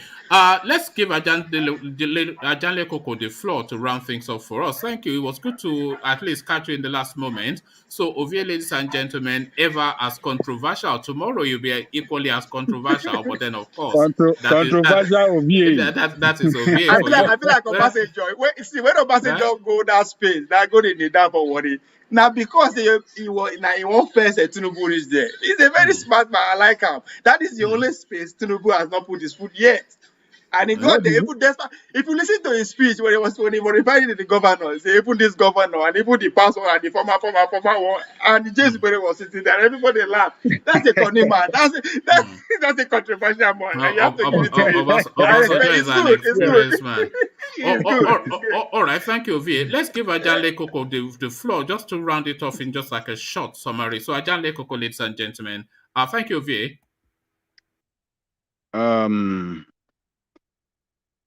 the effort by Buhari, Buhari's setting up of committee to identify grazing land across the country for Fulani herdsmen is an effort to grab land, to grab resources, to grab waterways of our people in the southern Nigeria entirely. The governor of Ondo State standing up, representing the entire west of Nigeria, to tell them that it's not going to be possible in Yoruba land is an effort to be commended. I wish that the leader of the Eastern Governors Forum should stand up to speak for the East too. And the leader of the Governors Forum in the South should stand up and speak for their space as well. That will send a message to them that we are not ready to give us our ancestral land to criminals. That is the only way out. We cannot sit by and allow this criminal leadership in Nigeria to take our ancestral land. We have to stand up. We should commend Akeredolu for the job he has done. He has not just started it. He has been fighting against this administration, even though he's an APC man. He has been standing up against them against their um, against their criminal act, against their efforts to grab land. They stood up when they set up Amotekun, when Malami said then that the setting up of Amotekun was illegal. Him, as a senior advocate of Nigeria, a senior to Malami in the profession, told Malami that you don't know what you are doing. Let's go to court and face it out. What did Malami do? What did he do? At the end of the day, we got our Amotekun. So this time around, the one that Buhari is doing with the support of Malami too, if we stand up again and we take them to court, or we, take the matter to court, we shall surely win, because the ownership of the land is vested with the government of the state, with the governor of the state, and not the president. It's the governor that is vested with the administration and management of the land in each of their state. So the land of each state belongs to the people of that state and not to the federal government. So we have to stand up. Everybody have to support Akeredolu. All of us that in Yoruba land must support him in this effort, so that this government will not have their way. One man, that is what I have to say to conclude the program of the day. I really thank you. Oh, all right. Thank you, Ajanle Koko. So Ajanle Koko has ever rounding things up for us, but the person that is actually going to round things up for us is Plenty Water, who is having the final word with the super chat.